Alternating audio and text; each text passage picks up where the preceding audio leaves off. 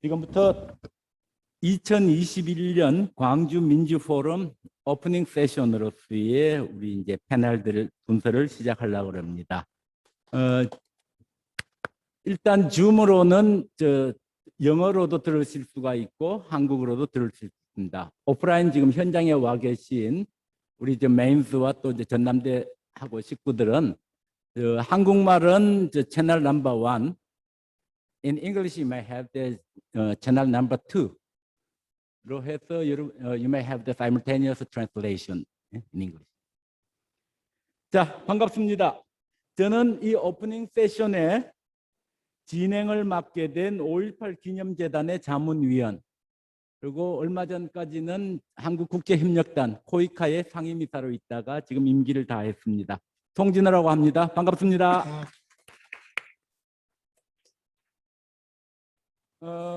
오늘 아침에 우리 문재인 대통령이 SNS 페이스북에 올린 글을 잠깐 소개하면서 저희 세션을 시작하려고 합니다. 그 페이스북에 올리신 글 제목이 어제와 오늘에 머물지 않는 5월입니다.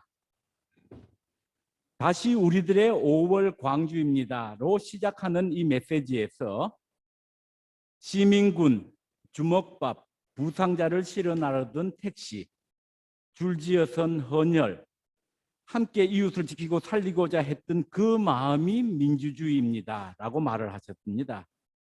그러면서 오늘 그 마음이 촛불을 지나 우리의 자랑스러운 민주주의가 되고 코로나를 극복하는 힘이 되었다는 것을 감사하게 되새깁니다고 덧붙였습니다. 아울러 문 대통령은 우리는 택시 운전사의 기자, 우리가 잘 아는 위르겐 힌치페트를 기억합니다. 5월 광주의 참상을 전 세계에 알리고 마지막까지 현장을 지키고 기록했던 그의 뜻을 기려 금년 10월부터는 힌치페트 국제보도상을 시상하기로 했다는 소식도 전했습니다.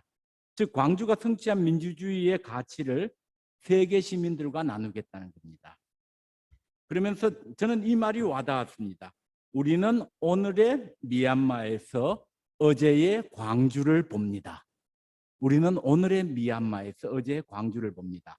5월 광주와 힌치페트의 기자 정신이 미얀마의 희망이 되기를 간절히 기원합니다고 말하면서 민주화 인권, 평화의 5월은 어제의 광주에 머물지 않고 내일로, 미래로, 세계로, 아시아로, 미얀마로 한 걸음 한 걸음 힘차게 나갈 것을 밝히셨습니다. 자, 오늘 순서를 맡아주신 분들을 먼저 소개를 드리고 나서 진행을 시작하려고 합니다. 이제 5.18 광주는 이제는 광주 사람들만의 것이 아니라 이거는 전국화 시켜 나가는 것이며 아시아와도 만나야 되겠고 세계화 시켜 나가는 작업이 5.18 기념재단에서 이번에 준비한 광주 민주포럼의 주제 같습니다. 그래서 오늘 이 자리에서 순서를 맡으신 분은 일단 제가 보니까 전국화에는 성공을 했습니다. 광주에서 오신 분, 부산에서 오신 분, 대구 출신, 저 춘천 출신, 전국화를 성공한 5.18의 얘기를 시작하려고 합니다. 오늘 첫 번째 인사 말씀을 해주실 우리 정근식 진실과 화해를 위한 과거사 정리위원회 위원장님이십니다. 우리 광주의 광주 1고 출신이시고 전남대 서울대학교의 교수님을 계셨고요. 광주 인권센터의 회장으로 또 대통령 소속 친일 반민족 행위 진상규명위원회 위원, 너무 많아요. 광주 민주화운동 기념사업회 한국민주주의연구소 소장, 진실과 화해위원회 자문위원. 하여튼 우리 정 교수님, 정 위원장님의 평생의 연구 주제는 3가지라고 제가 요약된 걸 봤습니다. 하나는 국가폭력, 두 번째는 기억, 세 번째는 동아시아 냉전 분단 체계라고 했습니다. 우리 정근식 위원장님을 모시고 환영 인사 말씀을 듣도록 하겠습니다. 네, 송진호 이사님께서 친절한 소개를 해주셨습니다. 저는 광주 1고 출신이 아니고요. 전주고등학교. 죄송합니다. 예. 광주 1고가 아니고 전주고등학교입니다. 올해도 어김없이 목련이 피었다 지고 그리고 또 5월이 왔습니다. 5.18 41주년을 맞는 오늘 아침 광월동 5.18 묘지에서 찬란한 대동세상을 만들었던 분들을 뵙고 5.18 정신을 다시 생각하면서 광주 민주포럼에서 축하의 말씀을 드리게 되어 감개무량합니다.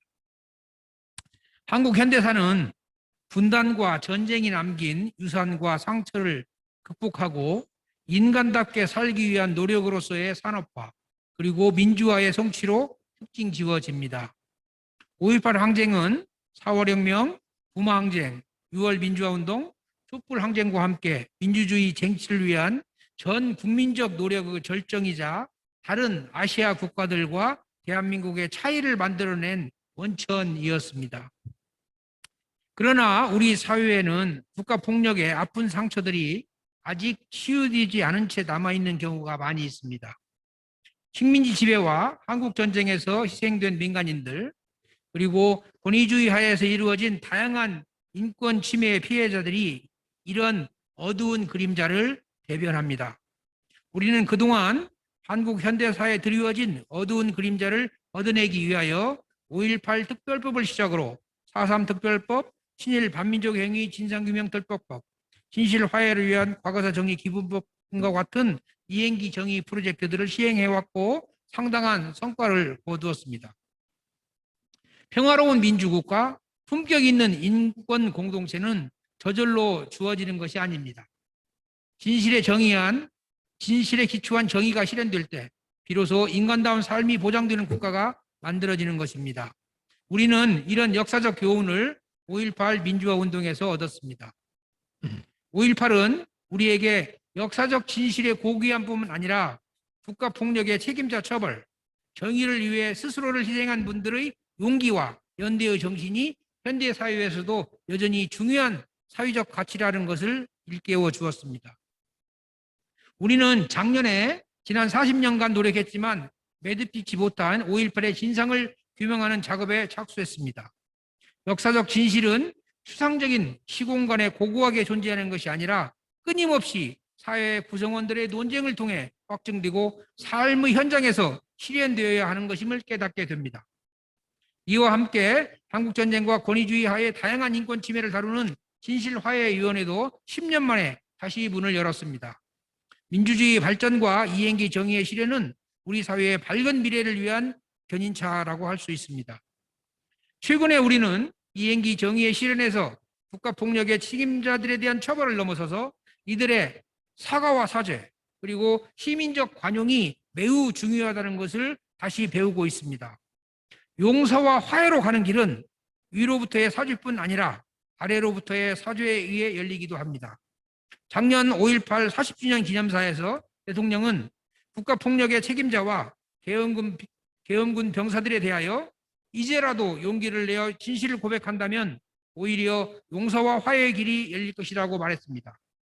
최근에 이루어지고 있는 5.18 당시의 진압군으로 동원되었던 병사들의 고백과 사죄는 용서와 화해로 가는 또 하나의 길을 잘 보여주고 있습니다. 해마다 5.18이 다가오면 우리는 41년 전 전남도청에서 산화해 간 분들이 남긴 역사적 질문에 직면합니다. 작년에 대통령은 나라면 그날의 도청에 남을 수 있었을까? 그 대답이 무엇이든 스스로에게 물어보는 시간을 가졌다면 우리는 그날의 희생자들에게 응답한 것이다 라고 말했습니다. 그렇습니다. 5.18 정신을 꿰뚫고 있는 연대의 정신은 같은 시대를 살아가는 사람들과의 사회적인 연대뿐 아니라 오늘을 살아가는 우리들이 앞서서 나아간 이들이 던진 질문을 외면하지 않고 성실하게 응답하는 역사적 연대이기도 합니다. 지난 40년간 우리는 5.18 정신의 전국화와 세계화를 위해 많은 노력을 하였습니다. 우리는 전국화의 유연적 확장으로서의 세계화뿐 아니라 세계화를 통한 전국화를 모색했습니다. 광주 비엔날레, 아시아 인권헌장, 광주 인권상과 아시아 포럼, 광주 아시아 문화의 전당, 세계 인권도시 포럼, 5.18 기록관 이런 것들은 모두 이런 노력의 산물들입니다. 광주광역시와 5.18 기념재단 그리고 여러 시민단체들이 이런 노력의 중요한 주인공들이었습니다. 우리가 추구하는 5.18 정신의 세계화는 오늘날 세계적인 미중 간 패권 경쟁과 코로나 팬데믹 상황에서 많은 도전을 받고 있습니다. 특히 홍콩, 태국, 미얀마 등 아시아 여러 지역에서 진행되고 있는 민주주의 후퇴는 세계적인 고민거리이자 광주 5.18 정신의 세계화라는 맥락에서 크나큰 도전이기도 합니다.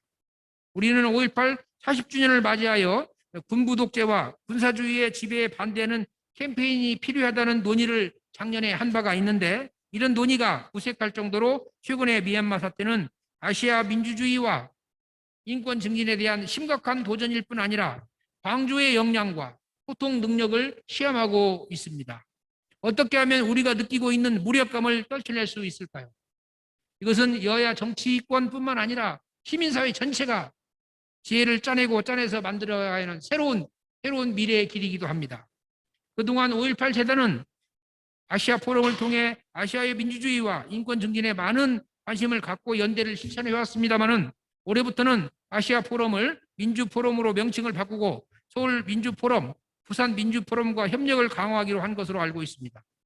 광주 민주포럼이 한국뿐 아니라 아시아의 민주주의를 발전시키는 실질적인 제도로 발전해 나가기를, 그리고 아시아의 젊은이들이 민주주의와 인권의 세계적인 지도자들로 성장할 수 있는 터전이 되기를 간절히 소망합니다.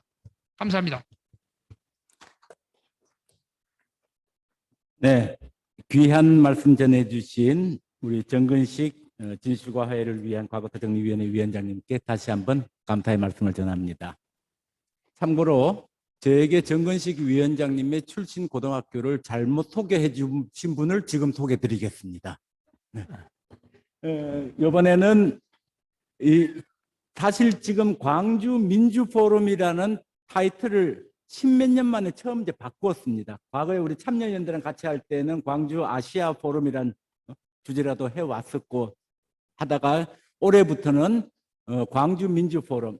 사실 이 민주포럼은 여러 형태가 있습니다. 한국에서는 부산 민주주의 포럼 BUDF라고 했습니다. 부산 디모크라틱 포럼 BUDF를 이미 작년까지 4회째 걸쳐서 해왔었고, 서울은 SDF라고 해서 서울 디모크라틱 포럼을 또 준비를 하고 있습니다. 국내만 하고 있는 게 아니라 일본 도쿄에서는 TDF, 도쿄 디모크라틱 포럼을 하고 있고, 카자흐스탄은 KDF 디모크라틱 포럼을 하고 있고요. 이 원조는 사실 인도네시아 발리에서 했던 BDF였습니다. 그 다음에 방콕에서 방콕 디모크라틱 포럼, 이 틀을 가져가고 있고, 결국은 어찌 보면 우리 광주가 5.18이 어찌 보면 원조집인데, 그래서 지금 이제 다시 이제 이 타이틀을 가지게 되었습니다. 그래서 이번에는 이 광주 민주 포럼 어떤 세션들을 구성하고 올해부터 어떻게 가는지에 관한 소개를 저한테 위원장님 고등학교 잘못 소개해 준 분인 이분은 또 강원도에서 오셨습니다. 춘천고등학교 출신이신 지금 경희대학교 미래문명원의 특임연구원이고 우리 5.18 재단의 자문위원으로 계시는 이성훈 교수님께서 소개해 주시겠습니다. 네, 방금 초대받은 이성훈입니다. 그리고 그 성공회 대학교 메인스에서 겸임 교수로 과거에도 했었는데 이번 학기에 강의를 하고 있습니다. 그래서 오늘 이 자리에 그 성공회대학교 메인스 학생들이 많이 참여하고 있고, 전남대 학생들 여기 계신가요? 전남대 학과분들? 지금 국내에서는 전남대하고 성공회대학교가 그 국제사회에 그 시민사회에 관심 있는 분들이 와서 공부하는 두 프로그램인데 오늘 같이 해주셨습니다. 제가 그 잘못 소개한 게 아니라 그 정근식 교수님께서 워낙 그 광주에 대해서 많은 연구하시고 헌신하시고 그래서 모든 사람들이 다 정근식 교수님은 광주에서 오신 분으로 알고 있습니다. 그래서 저만 그런 게 아니라 그거에 대해서 약간 좀 해명 아닌 해명을 드리고요. 제가 그 오늘 맡은 부분은 간략하게 5일 동안 어제 부록 시작했지만은 일부 세션 어제 했지만은 오늘이 공식적인 그 오프닝 세션입니다. 그래서 전체 계획에 대해서 간략히 설명드리고, 원래 프로그램에는 기조연설이 하나 있었습니다. 송영길 민주당 대표의 기조연설이 있었는데 그게 앞부분으로 땡겨지게 되면서 이전에 어떤 일이 있었는지 어떤 이야기를 하셨는지에 대해서 간략하게 소개를 드려서 그 패널 토론과 이어지도록 하겠습니다. 그 앞에서 얘기했지만은 이제 광주 민주 포럼으로 이름을 바꾸면서 처음 올해 시작하게 되는데, 이 포럼은 한 10여 년 전에 이제 시작을 한 거죠. 이번에 그 주제는 코로나 이후 글로컬 민주주의, 글로컬입니다. 글로벌이 아니라 그동안은 국가 중심의 민주주의를 얘기 많이 했는데 이 광주는 지자체잖아요. 로컬이잖아요. 이 로컬과 글로벌이 어떻게 같이 조응해야 되느냐, 그런 관점에서 여러분 세부 프로그램을 보시면은 굉장히 지역적인 그라스루트 디모크라시 얘기하는 것도 있고 국가 차원의 민주 얘기하는 것도 있고 아시아를 넘어서 유엔까지 굉장히 폭넓은 주제를 이번에 다루게 됐습니다. 그래서 주제가 코로나 이후 글로벌 민주주의의 오늘과 내일, 그래서 과거를 살펴보면서 미래 전망을 해보는 이런 식으로 구성이 되어 있습니다. 5가지 세부 주제가 있습니다. 큰 주제 밑에. 첫 번째는 광주 하게 되면은 당연히 이제 국가 폭력의 피해라는 거기에 대한 그 지금 이제 미얀마에서 발생하고 있는 그 지금 그런데 다른 말로 하게 되면 불처벌이라든지 아니면은 전환기 정의라든지 요 주제로 하나가 있고 대부분 세션은 어제 있었습니다. 그다음에 두 번째 주제는 지금 뜨겁게 불타오르고 있는 아시아의 민주주의 현안들입니다. 대표적인 게 미얀마고 그다음에 태국도 있었고 홍콩도 있었고 동아시아 민주주의 그다음에 남부아시아에서도 여러 곳에서 지금 민주적인 투쟁이 진행되고 있는데 아시아 민주주의에 대한 논의가 두 번째 주제고요. 세 번째는 민주주의라는 게 과거뿐만이 아니라 국가폭력도 있지만은 보다 많은 사람들이 참여를 해야 된다라는 그래서 열린 민주주의 또는 참여 민주주의 또는 포용적 민주주의 이런 주제로 난민, 이주 다양한 주제를 다루는 게 있고요. 그다음 네 번째 주제는 이러한 민주주의에 대한 새로운 도전들 그리고 마지막에는 글로벌 차원에서 이거를 민주 어떻게 확산할 건가 이렇게 5개 주제로 해서 그 여러 가지 세션이 있는데 원래는 광주에서는 항상 숫자가 중요합니다. 518에서 5개 주제 18개 세션 이렇게 하려고 했습니다. 518. 근데 하다 보니까 신청하는 게 굉장히 많아서 그 세션 숫자가 20개를 훨씬 넘게 됐습니다. 그래서 지금 7개의 기획 세션은 518 재단에서 같이 이렇게 만드는 게 있고 그다음에 19개 세션은 참여 단체들이 자율적으로 자기 주제 정하고 패널 정해서 하는 그래서 모두 26개의 동시 세션이 어제 한 5개 있었고요. 그다음에 내일 모레 글피 그러니까 수요일 목요일 금요일 해서 모두 26개의 세션이 진행이 되고 쭉 계산해 보니까 그 24개 세션에 149명이 연사로 참여합니다. 그러니까 많은 나라에서 24개국에 150명이 이제 다양한 뭐 좌장도 있고 그다음에 그 발표도 있고 토론도 있고 이렇게 참여를 하고요. 이렇게 여기서 나온 모든 의제들은 금요일 날 폐막식에서 그 광주 디모크라시 어젠다 2030 그러니까 2030이라는 거는 뭐 UNSG의 그런 것도 있지만은 좀 10년을 내다보면서 길게 민주주의를 고민하고 실천하자는 차원에서 그 제안들을 다 모아서 광주 2030 민주의제를 만들고 해마다 이거에 대해서 성찰하고 그래서 새로운 거를 계속 얘기하는 게 아니라 기존에 얘기했던 걸 우리가 얼마나 실천했는지 해마다 평가하고 반성하는 그렇게 하기 위해서 이름을 그렇게 정했습니다. 그래서 내년에는 또 다시 채택이 되겠죠. 업데이트를 하고 이런 식으로 연속성을 이렇게 가지기로 했습니다. 그런 진행이 되고요. 그다음에 자세한 그 내용은 홈페이지에 들어가면 다 있습니다. 홈페이지 주소도 외우기 좋습니다. 광주 영어로 광주 디모크라시 포럼 .com입니다. 콤입니다. 가면은 그 세부 일정이나 모든 게 다 있고 줌으로 접속할 수 있습니다. 알다시피 과거에는 개막식 할 때 이 홀이 굉장히 꽉 찼고 해외에서 약 50명 내지 100명이 직접 참여했는데 코로나 상황 때문에 아무래도 이제 해외에서 오지 못하고 국내에도 굉장히 참석이 좀 제한이 돼 있습니다. 그래서 여기는 이 자리에는 성공회대학교 전남대에서 유학 오신 분들이 자리를 해서 같이 이렇게 대화에 참여하게 됐습니다. 그다음에 간략하게 송영길 더불어민주당 당대표의 그 연설문을 소개해드리면요. 사실 자료집이 이제 한국어로 돼 있고 영상이 있는데 자세한 거는 나중에 영상으로 확인을 해보시고요. 핵심적인 내용은 송영길 당대표도 이 광주 출신이고 그다음에 5.18을 10대에 맞이했던 그런 사람으로서 5.18의 의미에 대해서 우리는 큰 빚을 졌다라는 거 그리고 또 광주가 한국 현대사의 큰 물줄기를 바꾸었고 대한민국의 민주주의 뿌리가 되었고 민주공화국 대한민국의 밑거름이 되었다라는 다시 한번 5.18의 역사적 의의를 정리를 하고 그다음에 이번에 열리는 광주민주포럼이 국내뿐만이 아니라 특히 아시아에서 진행되고 있는 다양한 민주주의에 대한 논의 그리고 실천에 대한 제안들이 굉장히 중요하다는 걸 강조를 하고 한국 민주주의의 그 나아갈 방향에 대해서는 크게 4가지로 얘기했습니다. 하나는 더 넓은 민주주의, 더 깊은 민주주의, 그 다음에 더 멀리, 마지막이 더 멀리고 그 다음에 또 하나는 더 아래로 그러니까 국가뿐만이 아니라 밑으로 내려가는 넓어지고 깊어지고 그다음에 더 멀리 국경을 넘어서서 전 세계적으로 실천해야 되는 5.18 정신의 세계화에 대해서 강조를 했습니다. 그리고 마지막으로 특히 이제 미얀마에 대한 강조를 굉장히 많이 하셨습니다. 국회에서 미얀마 결의안 채택하고 한국 정부가 미얀마, 특히 한국 국민들이 미얀마인을 다 40년 전에 광주를 떠올리면서 뭔가 함께 해야 된다라는 그런 전 국민적인 지지, 특히 광주 시민들의 적극적인 참여가 있었고, 그래서 이런 것들을 잘 살려서 한국이 민주주의를 우리가 경험했던 것들을 우리만이 아니라 전 세계 모든 사람과 나눌 수 있는 그런 모범적인 역할을 했으면 좋겠다라는 말로 마지막 연설을 마무리했습니다. 자, 이상으로 송영길 위원님의 대표님의 연설을 간단히 하고 이걸 이어서 오늘 좀 더 구체적인 내용에 대해서는 다음 토론에서 이어질 것으로 기대합니다. 이상입니다. 자, 이제 오늘의 하이라이트. 정말 모시기 어려운 패널들을 모시고 하는 오프닝 세션을 시작합니다. 아마 제 기억에는 이게 흔치 않은 기회였습니다. 5.18에 보수당 쪽에서 내려오는 경우가 그렇게 많지 않았지요. 올해는 당대표도 내려오셨고 많이들 오셨습니다. 또 우리 국민의힘의 우리 하태경 의원님께서 직접 와주셨고요. 우리 하태경 의원님은 지역구가 부산 해운대 갑입니다. 제가 사는 동네의 의원님이시고 국회에서는 국방위원회, 정보위원회에서 활동을 하시고요.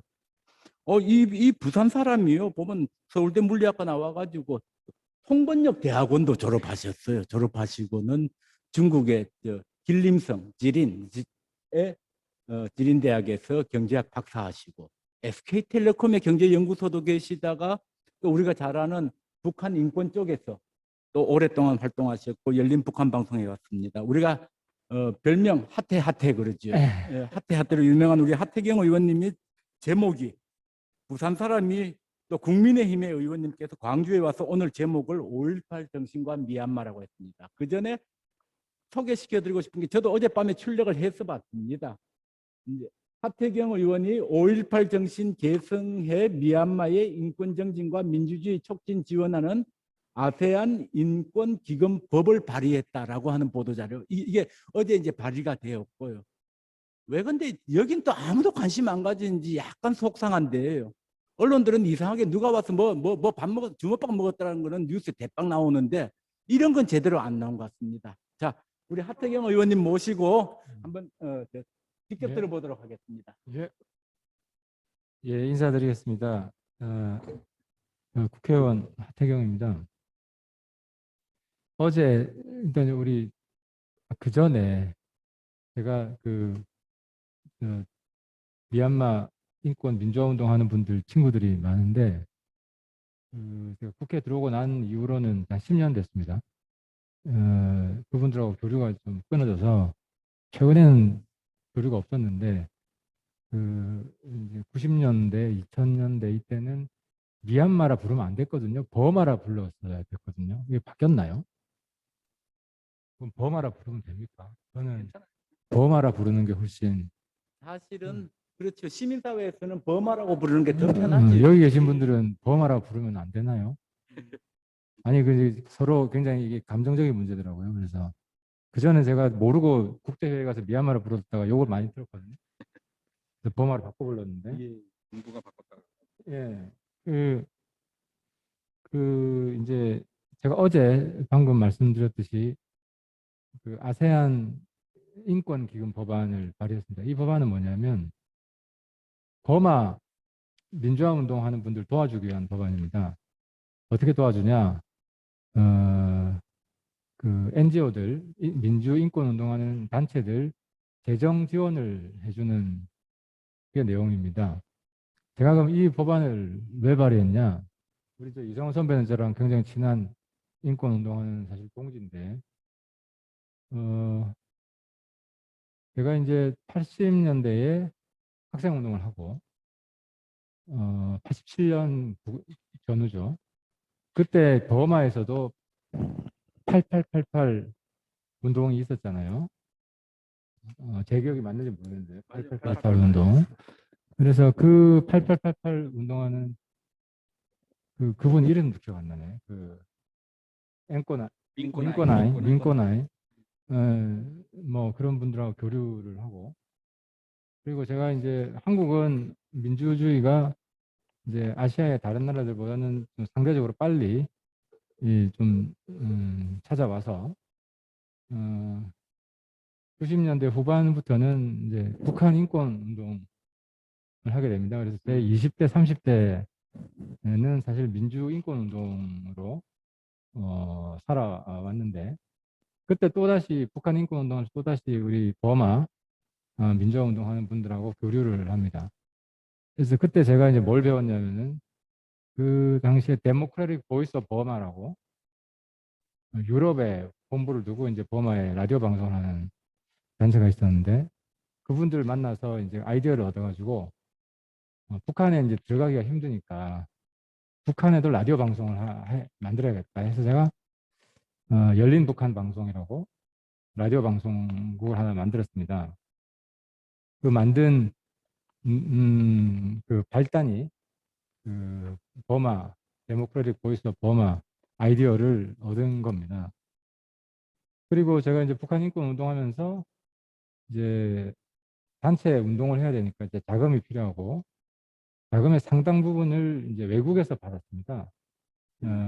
EU에서도 받았고 미국에서도 지원을 받았고, 그래서 미국하고 EU에서는 외국의 민주인권 단체들을 대정적으로 지원하는 기금이라든지 뭐 재단이라든지 이런 게 상당히 발전해 있다는 걸 그 당시 알게 됐고요. 그래서 한국에서도 이걸 만들어야 되겠다 해가지고 처음 만든 건 이제 북한, 제가 가장 당시만 해도 우선적으로 활동하고 있어서 북한 인권 재단 법을 만들어서 그건 통과시켰습니다. 뭐 요즘 잘 안 들어가긴 하지만 어쨌든 그게 생겼고, 그리고 이제 최근에 다시 버마 문제가 커지면서 버마 NGO들 지원하는 법을 만들어야겠다 해서 상의를 하다가 일단 아세안으로 하자. 아세안 인권 기금을 하지만 주로 이제 버마 문제를 지금 어제 발의를 했고요.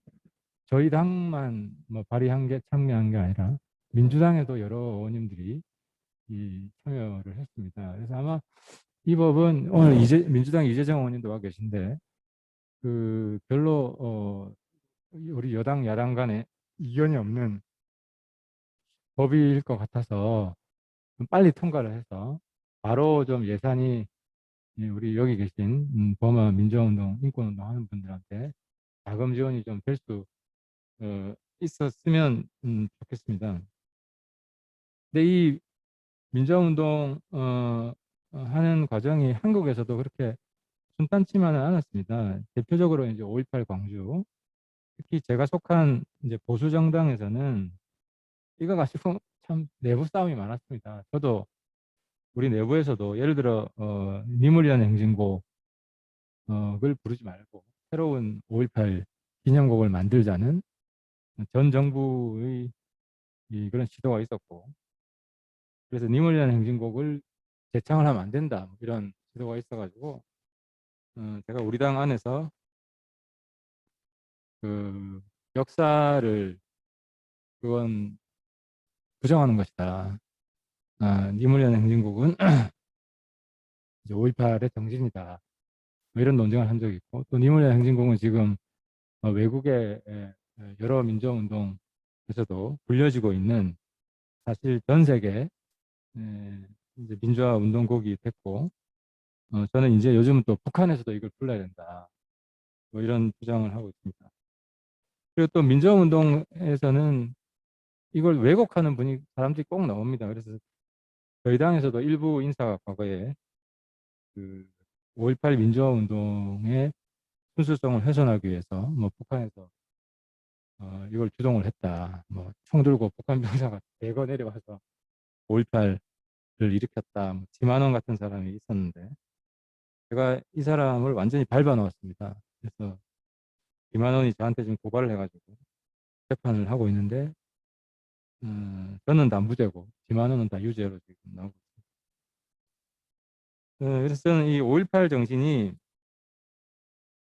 여야 가릴 것 없이 우리 민주주의 정당의 그 공통의 정신이고, 또 제가 그 학생 때 민주화 운동했던 계기가 5.18 때문이었습니다. 제가 86년에 대학에 들어갔는데 당시 광주 80년 광주의 실상을 보고 민주주의의 의미를 깨달았고, 그 저는 그 사회적으로는 어떻게 보면 이제 광주의 아들이나 마찬가지다라고 저는 생각을 하고 있습니다. 그리고 쓴소리를 한마디 안 할 수가 없는 광주에 왔습니다. 그러니까 이제 5.18 정신의 가장 중요한 것은 민주주의 정신이고 표현의 자유를 보장하는 것인데, 최근에 국회에서 통과된 5.18 역사 왜곡 처벌법은 5.18 정신을 훼손하는 것이다. 제가 그전에도 많이 주장을 했는데, 그래서 5.18을 왜곡하는 사람들을 처벌할 수 있는 다른 법안이 있습니다. 이건 제가 대체 법안을 준비를 했고, 그래서 민주당에서도 이 왜곡 처벌법을 폐지해주면 김한원 같은 사람을 또 가중처벌할 수 있으면서도 민주주의 정신, 헌법 정신을 부정하지 않는 그런 더 좋은 법안을 충분히 만들 수 있다 하는 말씀도 아울러 드립니다. 1년 전이었습니다. 그때는 이제 쿠데타가 일어나기 전에 그 좀 더 민주화된 버마 정부에서 어떻게 더 나은, 더 좋은 버마 사회를 만들 것인가 해서 그 젊은이들이 한 단체 소개로 한 30명, 주로 NGO 쪽 활동하는 분들이 저하고 간담회를 한 적이 있습니다. 그래서 민주화가 진전된 이후에 그 민주주의 인권 활동가들은 어떤 일들을 해야 되냐, 무엇을 더 중시해야 되냐, 이런 이야기를 했는데, 그 당시 그 친구들이 지금 어디에 있는지 저는 굉장히 걱정이 많이 됩니다.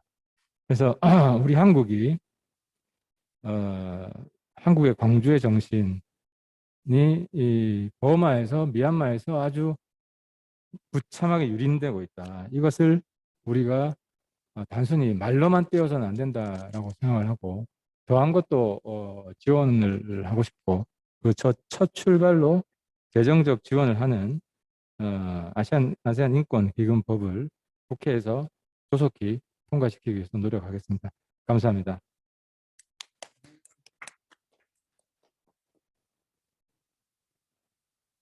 네, 마이크가. 네. 쓴소리 안 하면 하태경 의원님이 아니시지요. 예, 역시. 그렇다고 하태경 의원님이 5.18 역사 왜곡을 처벌하지 말자는 아니에요. 그죠? 이게 헌법 정신하고 안 맞을 수 있으니 그걸 더 민주적으로 만들어 보자라는 저는 쓴소리로 해석을 하겠습니다. 자, 우리 하태경 의원님이 첫 번째 발제를 했다면 이제 지금부터는 조금 더 구체적으로 들어가야 되겠습니다. 그냥 미얀마를 위해서 pray for 미얀마를 위해서 기도합시다로 끝날 게 아니라 so what? 그러면 우리는 뭘 해야 될까? 구체적으로 어떻게 가야 될까를 들어가야 되는데, 드디어 이번에는 우리 대구가 나온 대표 선수입니다. 더불어민주당의 촌철살인 사이다로 유명하지요. 우리 대변인도 하셨고, 우리 지금 이제 경기도 안양시 동안구 의뢰 국회의원이십니다. 국회 외교통일위원회의 여당 간사로서 지금 활동하고 계신 우리 이재정 의원님 모시고 이제 조금 더 깊이 들어가겠습니다. 네, 하겠습니다. 예, 소개받은 이재정입니다. 자기소개를 조금씩 더 하라고 이렇게 한 글자씩 틀려주는 센스가 늘 있으신 것 같아요. 외교통일위원회 간사를 맡게 될 예정이고요. 아직 상임위에서 선출 과정을 거치지 않아서 아직은 아니지만 절반의 진실을 포함하고 있는 곧 됩니다. 예, 흔히 뭐 사이다라는 이야기를 들으면 야, 듣기 시원하다 하지만 그 말에는 책임이 있습니다. 말만 시원하게 했을 때는 거기서 그치고 그 타이틀을 유지하지 못하는데요. 말에 책임지고 그 말을 실천해서 결과로 이어내는 것이 저는 21대 국회의원으로서 재선 의원이 되면서 가장 큰 각오를 한 부분입니다. 최근 미얀마 사태와 관련해서 더불어민주당 의원, 초선 의원들, 재선 의원들과 함께 가장 처음으로 국회에서 규탄 기자회견을 했었고요. 그리고 미얀마 시민사회 여러 활동가들과 함께 미얀마 대사관을 방문해서 사실 미얀마 국민들의 제한 미얀마인들의 대사관임에도 불구하고 그들이 접근할 수 없었던 미얀마 대사관의 문을 열고 그들의 의견을 대사에게 전달을 했습니다. 물론 군부에 의해서 장악된 미얀마 정부에 제대로 전달될 리는 만무했지만 대한민국 정부가 그리고 국회가 어떤 인식을 가지고 미얀마 사태를 보고 있는지 확실한 우리의 의지와 뜻 그리고 우리가 함께 미얀마 민중과 연대할 것임을 명확히 전달을 했었습니다. 뿐만 아니라 누군가는 무모하다고 했지만 미얀마 방문을 위해서 사실상 코로나19 팬데믹 이후에는 허가받는 방식이다 보니까 입국 허가를 위한 절차를 밟았었는데요. 긍정적으로 검토되는 국면에서 미얀마 상황이 악화 일로로 치달으면서 결국은 방문이 불어댔습니다. 이 말씀을 드리는 이유는 액션이 아니냐 하실 수도 있는데요. 당시에는 이런 생각을 했습니다. 정말 농담 삼아 정말 허가해주면 어떡하지? 그러면 우리가 가서 한 두세 명의 의원들이 갈 예정이었는데요. 대사관만 방문하고 올 수 없잖아요. 아스팔트 위에 시민들과 함께 연대해서 서서 그 극단적인 이 대치 국면에서의 진압의 가혹함이 우리의 안전도 보호할 수 없는데 그래도 연대하자. 그래 각오해야지 하는 진정성만큼은 있었다는 말씀드리고요. 방문을 하는 것이 불어대고 난 이후에도 그 각오를 했던 우리가 그 밖에 방법이 없다는 이유로 그냥 관망만 해서는 안 된다. 지켜만 봐서는 안 된다라는 마음가짐으로 여러 가지를 모색하고 있습니다. 먼저 제가 패널 토론을 위해서 전달한 발제문의 일부 내용도 또 놓치지 않고 말씀드리는 게 맞을 것 같아서요. 우리 5.18 민주화 운동 이야기부터 안 할 수가 없습니다. 대표적인 국가 범죄였고 그것을 청산하는 과정에서 우리의 민주주의는 공고화돼 갔습니다. 그리고 그렇게 이뤄낸 민주주의는 대통령 탄핵이라는 2016년 촛불의 정신으로까지 이어졌습니다. 그럼에도 불구하고 5.18을 왜곡하고 폄훼하는 발언들이 이어져 왔습니다. 그 발언 누가 먼저 시작했냐? 최근에 오마이뉴스가 공개한 1980년 외무부, 지금의 외교부에 해당합니다. 외무부 대외비 문건에 의하면 5.18 민주화운동 북한 개입설은 당시 정부에 의해서 적극적으로 조직적으로 전파되었다는 것입니다. 그런 군사정부, 가해자였던 군사정부의 역사인식이 오늘날까지도 청산되지 못한 채 여전히 이어지고 있는 것입니다.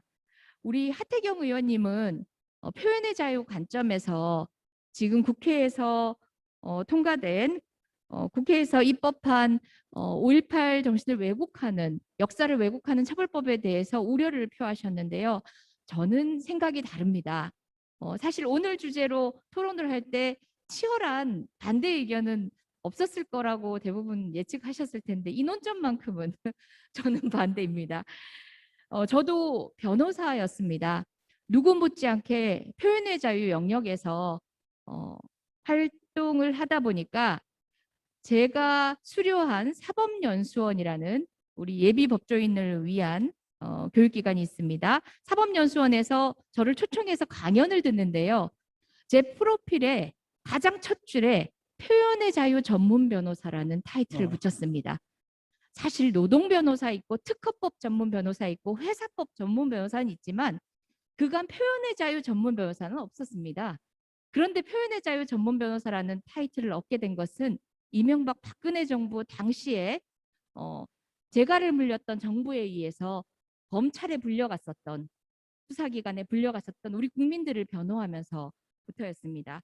그랬던 제가 어쨌든 타칭으로 불려진 표현의 자유 전문 변호사인 제가 이 법의 정신과 관련된 법안이 만들어진 규정들을 검토해 볼 때 헌법적 위반이라고 보는 것은 조금 과잉된 시각이 아닌가라는 생각을 합니다. 5.18에 대한 모든 역사적 논의를 막겠다는 뜻이 아니라 가해자와 피해자 그리고 모두가 인정하는 5.18 정신의 그 핵심을 부인하는 것은 또 다른 가해입니다. 표현을 처벌하는 것이 아니라 가해를 처벌하는 것입니다. 그래서 그 부분에 있어서의 헌법적 위반의 가능성에 대해서는 저는 다른 의견을 드리고요. 다시 한번 강조하지만 표현의 자유는 이런 반인도적 범죄를 옹호하거나 다른 집단을 혐오하고 배제하고 폄훼하는 방식으로 이루어지는 것은 아닙니다. 그 부분에 있어서는 더욱 우리 사회가 공고해야 되며 특히 5.18 정신은 광주의 정신만이 아니라 대한민국 정신일 뿐만 아니라 세계 보편적 인권 가치의 상징이 되었습니다. 그런 인류의 가치를 부정하는 것입니다. 저는 이러한 5.18 정신을 계승하자, 5.18 정신을 기억하자라는 것은 아까 이야기했던 그 사이다 발언을 말로만 만족하지 않고 행동으로 보여드리겠다는 제 각오처럼 오늘날에도 5.18 정신을 가지고 어떤 역할이 우리에게 주어졌는지 확인하고 그에 합당한 책임지는 행동을 해야 된다는 것으로 저는 오늘을 짚어봅니다. 그래서 우리 미얀마 사태를 이야기하지 않을 수 없는 상황입니다. 제가 아까 간략히 말씀드렸습니다. 여러 가지를 고민했습니다. 쉽지 않은 상황이지요. 우리 시민사회에서도 미얀마에서 이렇게 목숨 걸고 항쟁을 하고 있는 미얀마 민중들과 연대하기 위해서 기금도 모으고 했지만 사실 접근하기 쉽지 않은 상황입니다. 그 상황에서 제가 소속된 외교통일위에서 해야 될 여러 가지 역할들을 점검하는 가운데 저는 지금 미얀마 군부가 실질적인 경제적 이득을 얻고 있는 사업에 대한 대한민국의 투자에 대해서 점검을 했습니다. 가장 잘 알려진 것이 포스코 인터내셔널이죠. 가스정 개발 사업에 대한 논의 우리 시민사회에서도 많이들 해주고 계신데요. 사실 2월, 3월, 4월 쿠데타 기간 동안만 포스코는 1,200억 원을 배당받았고 가스공사는 이거는 국가가 투자한 회사입니다. 200억 원을 배당받았습니다. 가스전 사업으로 포스코가 한 해 2020년 한 해 동안은 3,056억 원의 영업이익을 얻었습니다.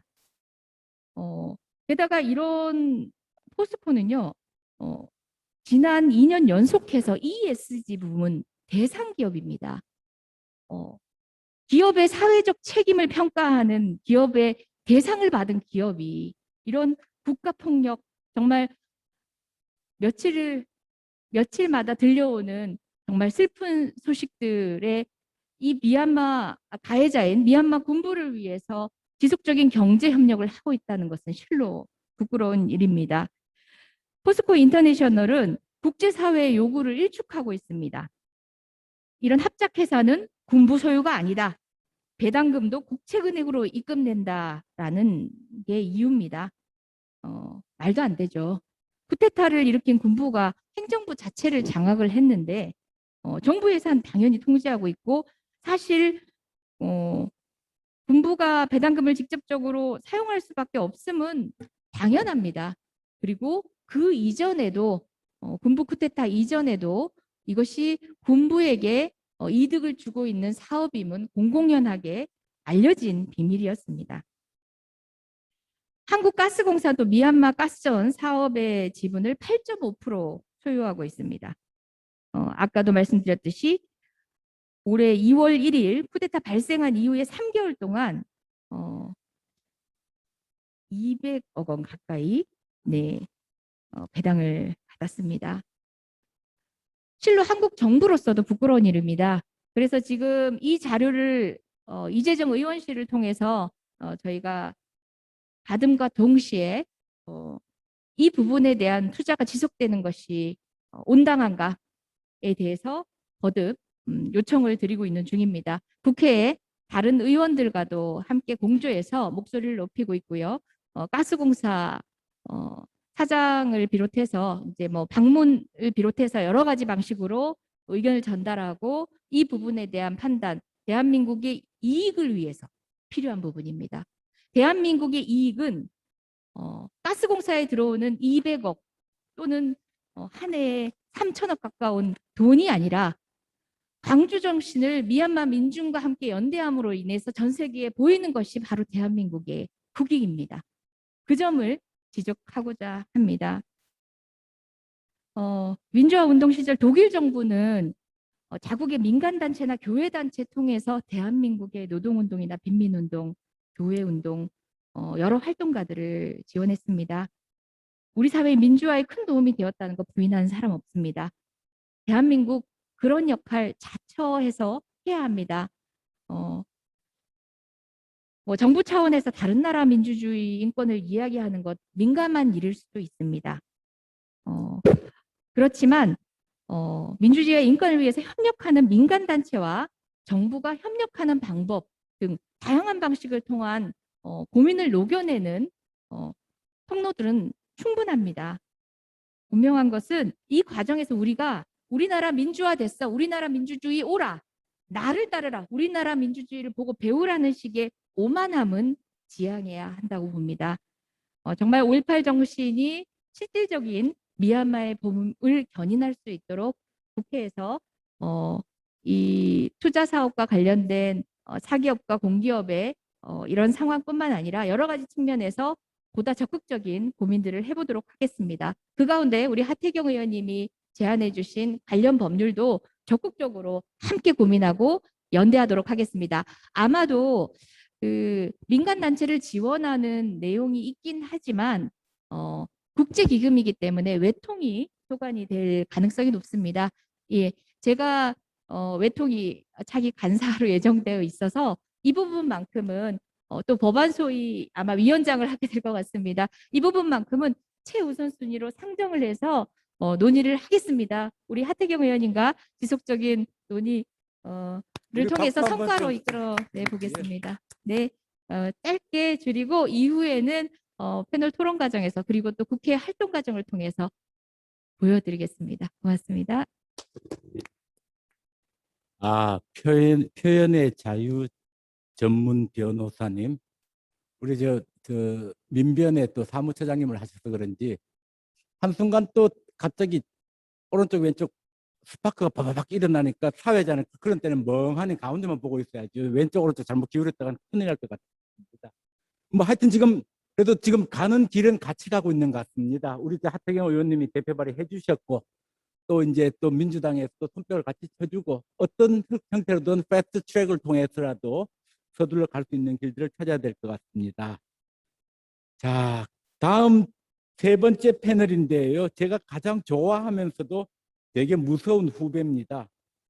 우리 참여연대의 사무처장을 지금 올해 한 3년째 되신 것 같아요. 벌써 3년 되셨는데 사무처장직을 독박을 써서 하게 됐다고 얘기하는, 그리고 참여연대 활동가들 가운데에서 수많은 프로페셔널 워커들 가운데에서 사무처장이라는 세크리터리 제너럴이라는 것은 극한 직업이다, 3D 업종이다고 본인이 고백하는 사무처장직을 하고 계신 우리 박정은 참여연대 사무처장님, 이번에는 5.18과 미얀마 그리고 또 시민사회는 그러면 어떤 역할을 해야 될까에 관해 가지고 플로어를 부탁드리겠습니다. 들리시나요? 저 아까 사실 하태경 의원님 말씀하신 거의 안 들려서 안타깝게 저만 못 들었는지 모르겠는데 말씀을 거의 이해를 못하고 있었습니다. 안타깝습니다. 하지만 오늘 여야가 모처럼 미얀마와 5.18에 대한 무한한 관심과 격려의 자리를 함께 해주시고 있다는 것만으로는 분명한 걸로 알고 있습니다. 사실 5.18 저는 좀 구분해서 썼는데 과거 버마 민주화 운동과 총선 이후에 미얀마라고 저희도 이제 그 표기를 쓰기 시작을 했는데 이걸 생각하면 사실 안타까움과 답답함도 일면 있습니다. 그래서 오늘 국회 국방위에서 그리고 외통위에서 앞장서서 많은 노력을 해주실 두 분의 말씀 감사히 생각하고 있고요. 시민사회가 사실 이 문제에 있어서 매우 크게 고민을 하고 있으나 사실 국경 밖에서 한 국가의 민주주의 인권 문제를 거론하고 어떤 촉진하는 역할을 한다는 것이 매우 제한적이다는 것도 잘 알고 있기에 답답한 마음이 더욱 커지는 시기라는 것도 고백을 해야 될 것 같습니다. 앞서 하태경 의원이 잠깐 그 말씀하셨던 것 같은데 이제 저희가 속해 있는 참여연대라는 것도 그렇고 한국 시민사회단체는 오랫동안 버마 민주화 운동을 지원하고 응원하고 격려해 왔습니다. 이 광주도 마찬가지였고요. 사실 5.18을 경험한 한국 시민사회, 정치권 모두 미얀마의 지금 오늘날의 군부 쿠데타에 대해서는 다른 어느 나라에서 보이지 않는 큰 공감대가 있고요. 어떻게 하면 더 응원해 볼까? 그 고민도 굉장히 깊은 나라라는 생각을 계속하게 됩니다. 저희가 버마 민주화 운동을 한참을 하고 총선을 해서 어떤 NLD로 대표되는 야당 혹은 이제 억압받던 정치 세력이 집권의 한 세력으로 참여를 하게 된 이후에 저희가 버마 쪽에 미얀마를 통해서 들었던 얘기는 로힝야족 학살 소식이었습니다. 매우 충격이었고요. 그래서 다시 한번 특정 국가의 민주주의와 인권을 얘기한다는 것이 얼마나 어려운 일인가 다시 실감을 했습니다. 그리고 다시 군부 쿠데타에 대한 충격적인 소식을 접하게 됐는데요. 이제 시민사회단체 굉장히 발빠르게 지금 움직이고 있습니다. 순식간에 100여 개가 넘는 단체, 활동가들이 모여서 어떻게 하면 온난상으로 우리의 미얀마 군부 쿠데타에 대한 항의, 비판, 그리고 미얀마 시민들에 대한 응원을 이어갈 것인가 매일매일 고민하고 있습니다. 그래서 앞서 이재정 의원님 말씀하셨던 것처럼 군부의 돈줄이 되고 있다라고 하는 포스코 인터내셔널, 과거의 대우 인터내셔널이죠. 한국 기업에 군부를 지원 협력해주고 있는 한국 기업의 그 협력 관계를 끊을 것을 촉구하는 활동 지금 계속 이어지고 있고요. 유엔 안보리가 특히 유엔 인권위원회가 이토록 방치할 수 있느냐? 한국에 있는 유엔 인권이사회 혹은 유엔 안보리 국가 대사관 앞에서 1인 시위도 이어갔습니다. 지금 항의 행동 계속하고 있지만 앞서 말씀드린 것도 매우 제한적이어서 무엇을 할 수 있을까 매일매일 고민을 합니다. 그러면서 저희끼리는 그런 얘기를 한 적이 있습니다. 지금 미얀마 시민들에게 응원이 되는 게 뭐가 있을까 고민하다가 한국의 군부 쿠데타의 말로를 보여주는 건 어떨까? 여러분들한테는 매우 오랜 시간이 걸리겠지만 궁극적으로는 그들은 역사적으로 법적 심판을 받을 것이다. 그리고 우리는 끝내 승리할 것이다. 이런 메시지 주고 싶어서 돌이켜보니 이제 우리끼리 토론이 된 겁니다. 한국 5.18은 제대로 청산이 된 건가? 미얀마 시민들에게 응원의 메시지로 전달할 만큼 당당히 가구사가 청산이 됐고 충분히 반성하고 있고 그들은 처벌받았는가? 그렇지 않구나를 다시 한번 확인하게 됐습니다. 그런 면에서 보면은 지금의 미얀마 사태는 미얀의 상태에 있는 한국의 가구사 청산 현재를 돌아보게 하는 하나의 계기다 이런 생각이 듭니다. 한국이 왜 이토록 미얀마 군부 쿠데타에 대한 시민들의 저항에 대해서 공감을 하고 있는가? 저는 무엇보다도 이게 특정 한국의 역사적 경험도 있지만요. 이 국가폭력의 사건들을 세상 밖으로 드러내는 것이 너무나 어렵다는 것을 우리는 잘 알고 있기 때문이라고 생각을 합니다. 그리고 그 가해자들을 법적, 역사적 심판대에 세우는 것이 너무나 어렵다는 것, 그 역시도 어렵다는 걸 잘 알고 있기 때문에 생각을 합니다. 거기에는 숱한 희생이 따르고 고통이 따르기 때문일 거라고 생각합니다. 그런 면에서 보면 지금 5.18의 경험을 저희가 매년 모여서 나누고 어떤 가치를 계승할 것인가 얘기를 합니다. 결국은 민주주의, 인권, 그리고 생명을 말살하는 폭력의 구조를 평화의 구조로 만드는 것. 이런 얘기를 저희는 지금 40여 년째, 41년째 나누고 있다고 생각합니다. 그런 면에서 보면 전 두 가지를 꼭 말씀드리고 싶은데요. 5.18 관련 단체들에서 많이 얘기하는 5.18 정신 세계화입니다. 앞서 정근식 선생님 발제도 기조연설에서도 확인되고 있고요. 광주에서 많은 분들이 5.18 정신 세계화를 얘기합니다.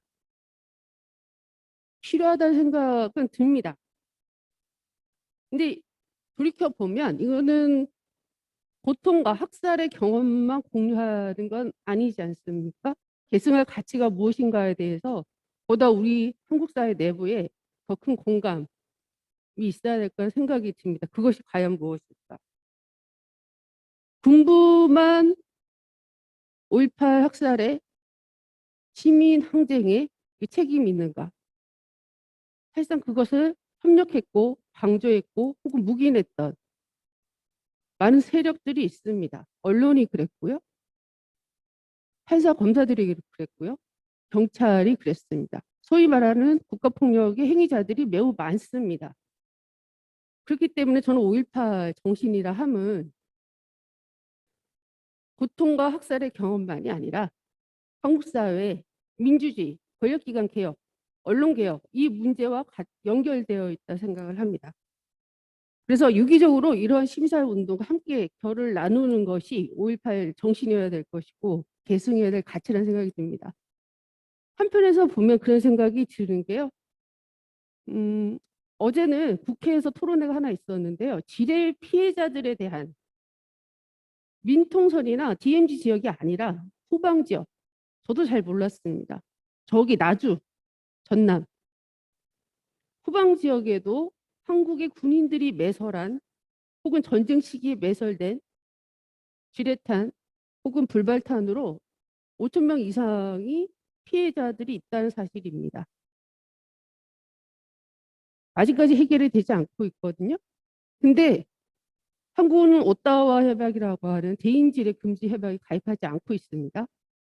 근데 한국 정부가 그 협약에 500억 넘게 출연하고 있다고 합니다.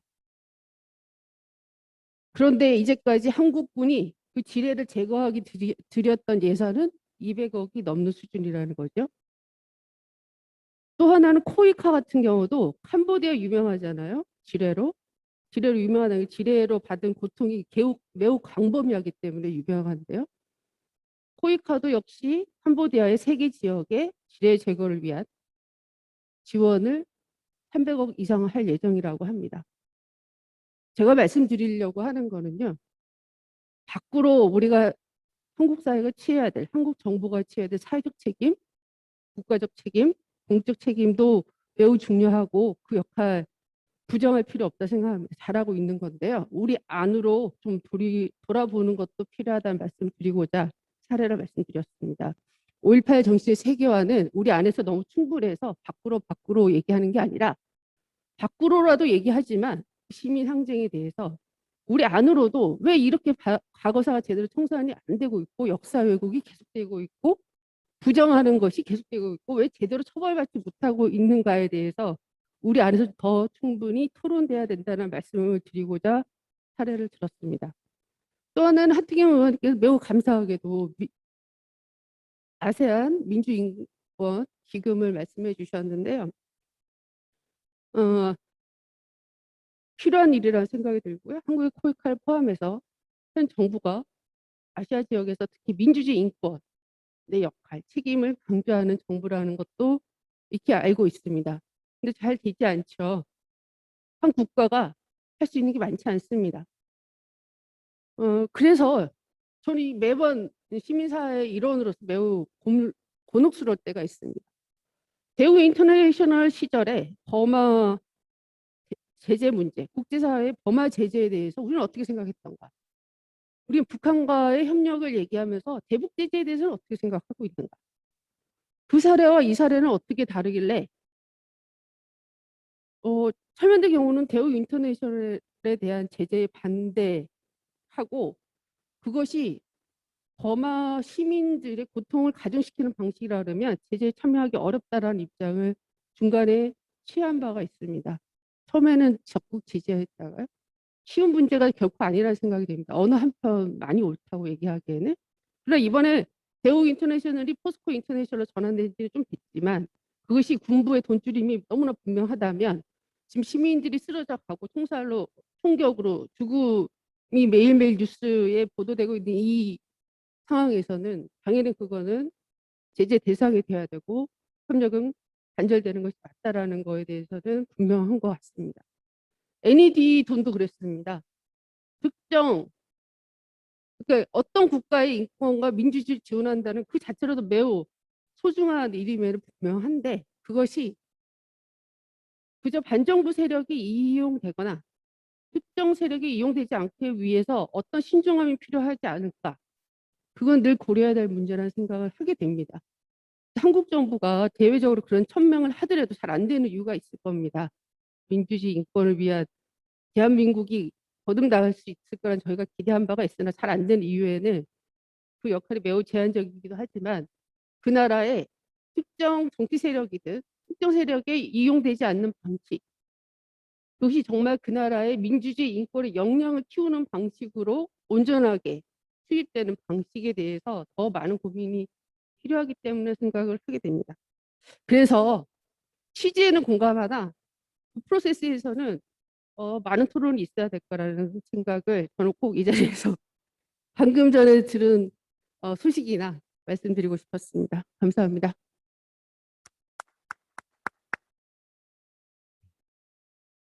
우리 이제 하태경 의원님 전문입니다만은 왜 우리 사회는 남한의 인권은 좌빨이 얘기하고 북한의 인권은 우빨이 얘기하냐?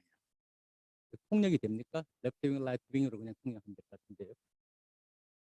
인권을 인권의 관점에서 좀 접근해 볼 수는 없을까? 이게 왜 자꾸 다른 목적으로 가까이 가는 속상함은 다 가지고 있는 것 같습니다. 지금 대우 인터내셔널 얘기도 해주셨고, 참고로 예를 들면 지금 지금은 포스코지요. 포스코와 가스공사, 우리나라 공기업인 가스공사가 미얀마 시유가스에 관해서 하기 때문에 네덜란드의 국부펀드가 ESG 경영이라는 관점에서 바라봤을 때에 지금 이제 국부펀드의 투자를 철수해 갔습니다. 우리나라의 한국전력, 한전이 인도네시아의 석탄 발전소를 해서 탄소를 배출한다는 것 때문에 북유럽의 국부펀드는 이제 철수하는 시기가 됐다는 것입니다. 이제 한국 정부도 시민사회도 하지만 이제 한국 기업도 이 글로벌 스탠다드를 지켜나가기 위한 공동의 노력을 하지 않을 때는 이렇게 표현이 이상하지만 안에서 새는 바가지 밖에 가서 또 샌다고 하는, 실제로는 그런 면에서는 시민사회에서는 끊임없는 코리아 워치, 정말 우리 스스로를 성찰하고 워치하는 작업들도 필요하겠다라는 생각을 해봅니다.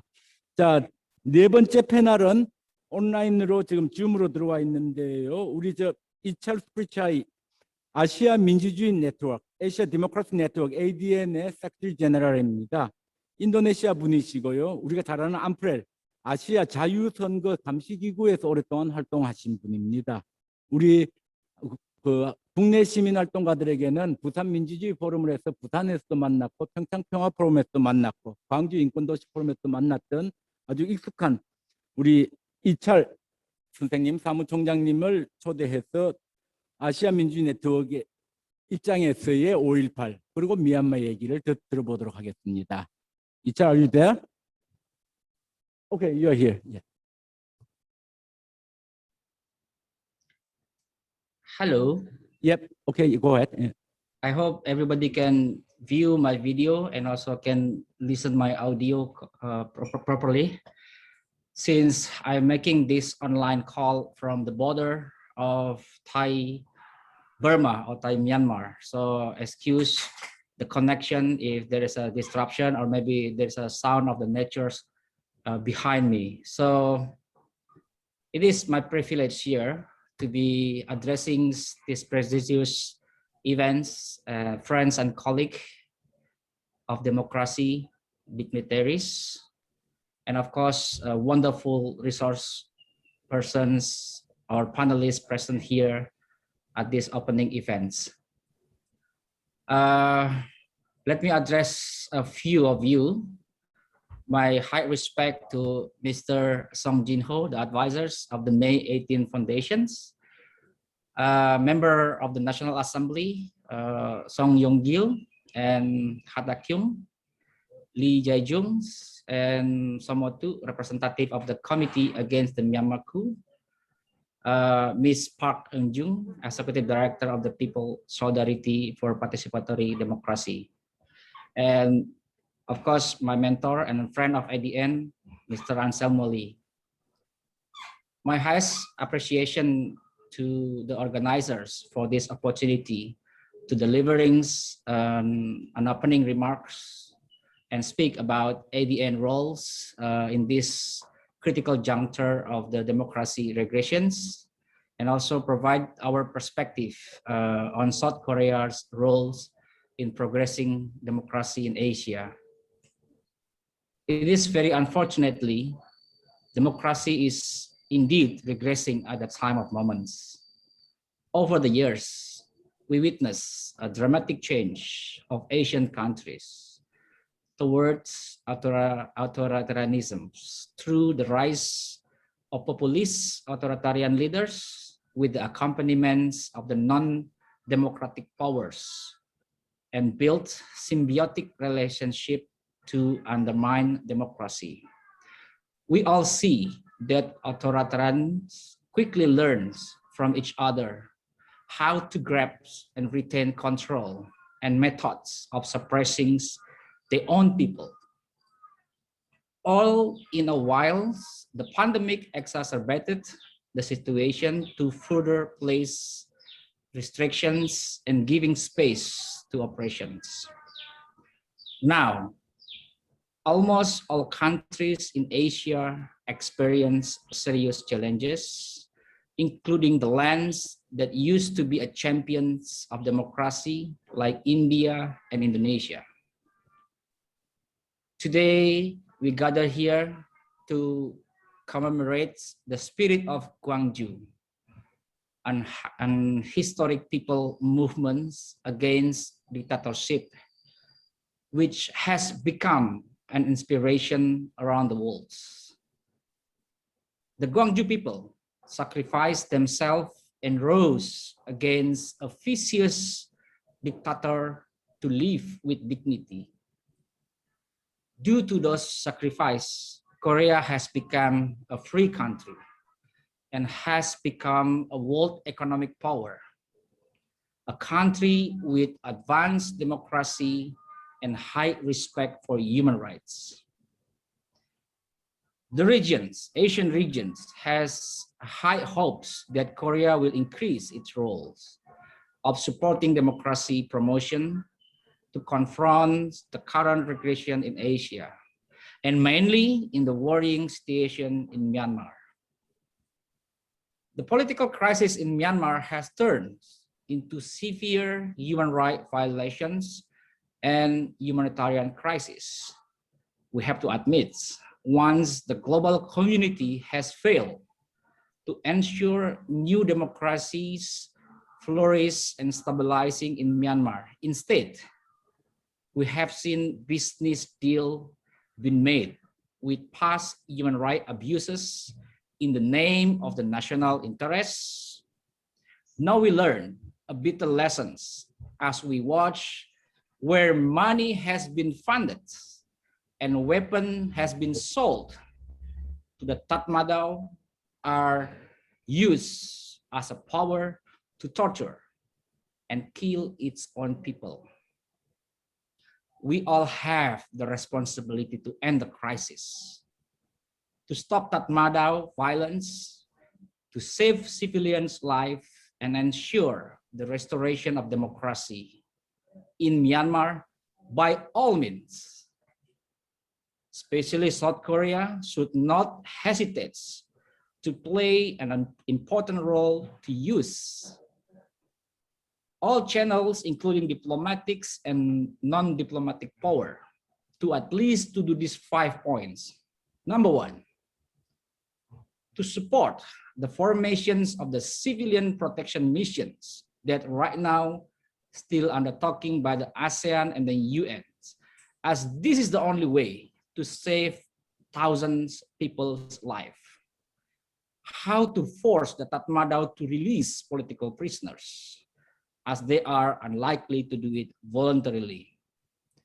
Secondly, immediately provide humanitarian aid for the new displaced persons that currently fleeing or run away from violence, who are now living in poor conditions, including Rohingya prolonged suffer because of the conflicts. Around 70,000, I repeat again, around 70,000 IDP now. They are suffer along the Thai border, especially in the current states, and then 10 more thousands in Kachin states, and of course another 10,000 in India borders. They are now relying the supports of the people-to-people and then community-based organizations aids to survive. I receive a lot of questions because I'm now in the borders for the second times. They ask where the international communities or organization now, because I did not see any single operation of international supports at a moment of time. So allow me to humbly appeal before this prestigious audience, especially to the Korean stakeholders, including private sectors, to address this issue immediately. And we are ready to navigate all support, including to all community-based organizations existing along the borders. And then including to help the movement activists who are fleeing for exiles now. They are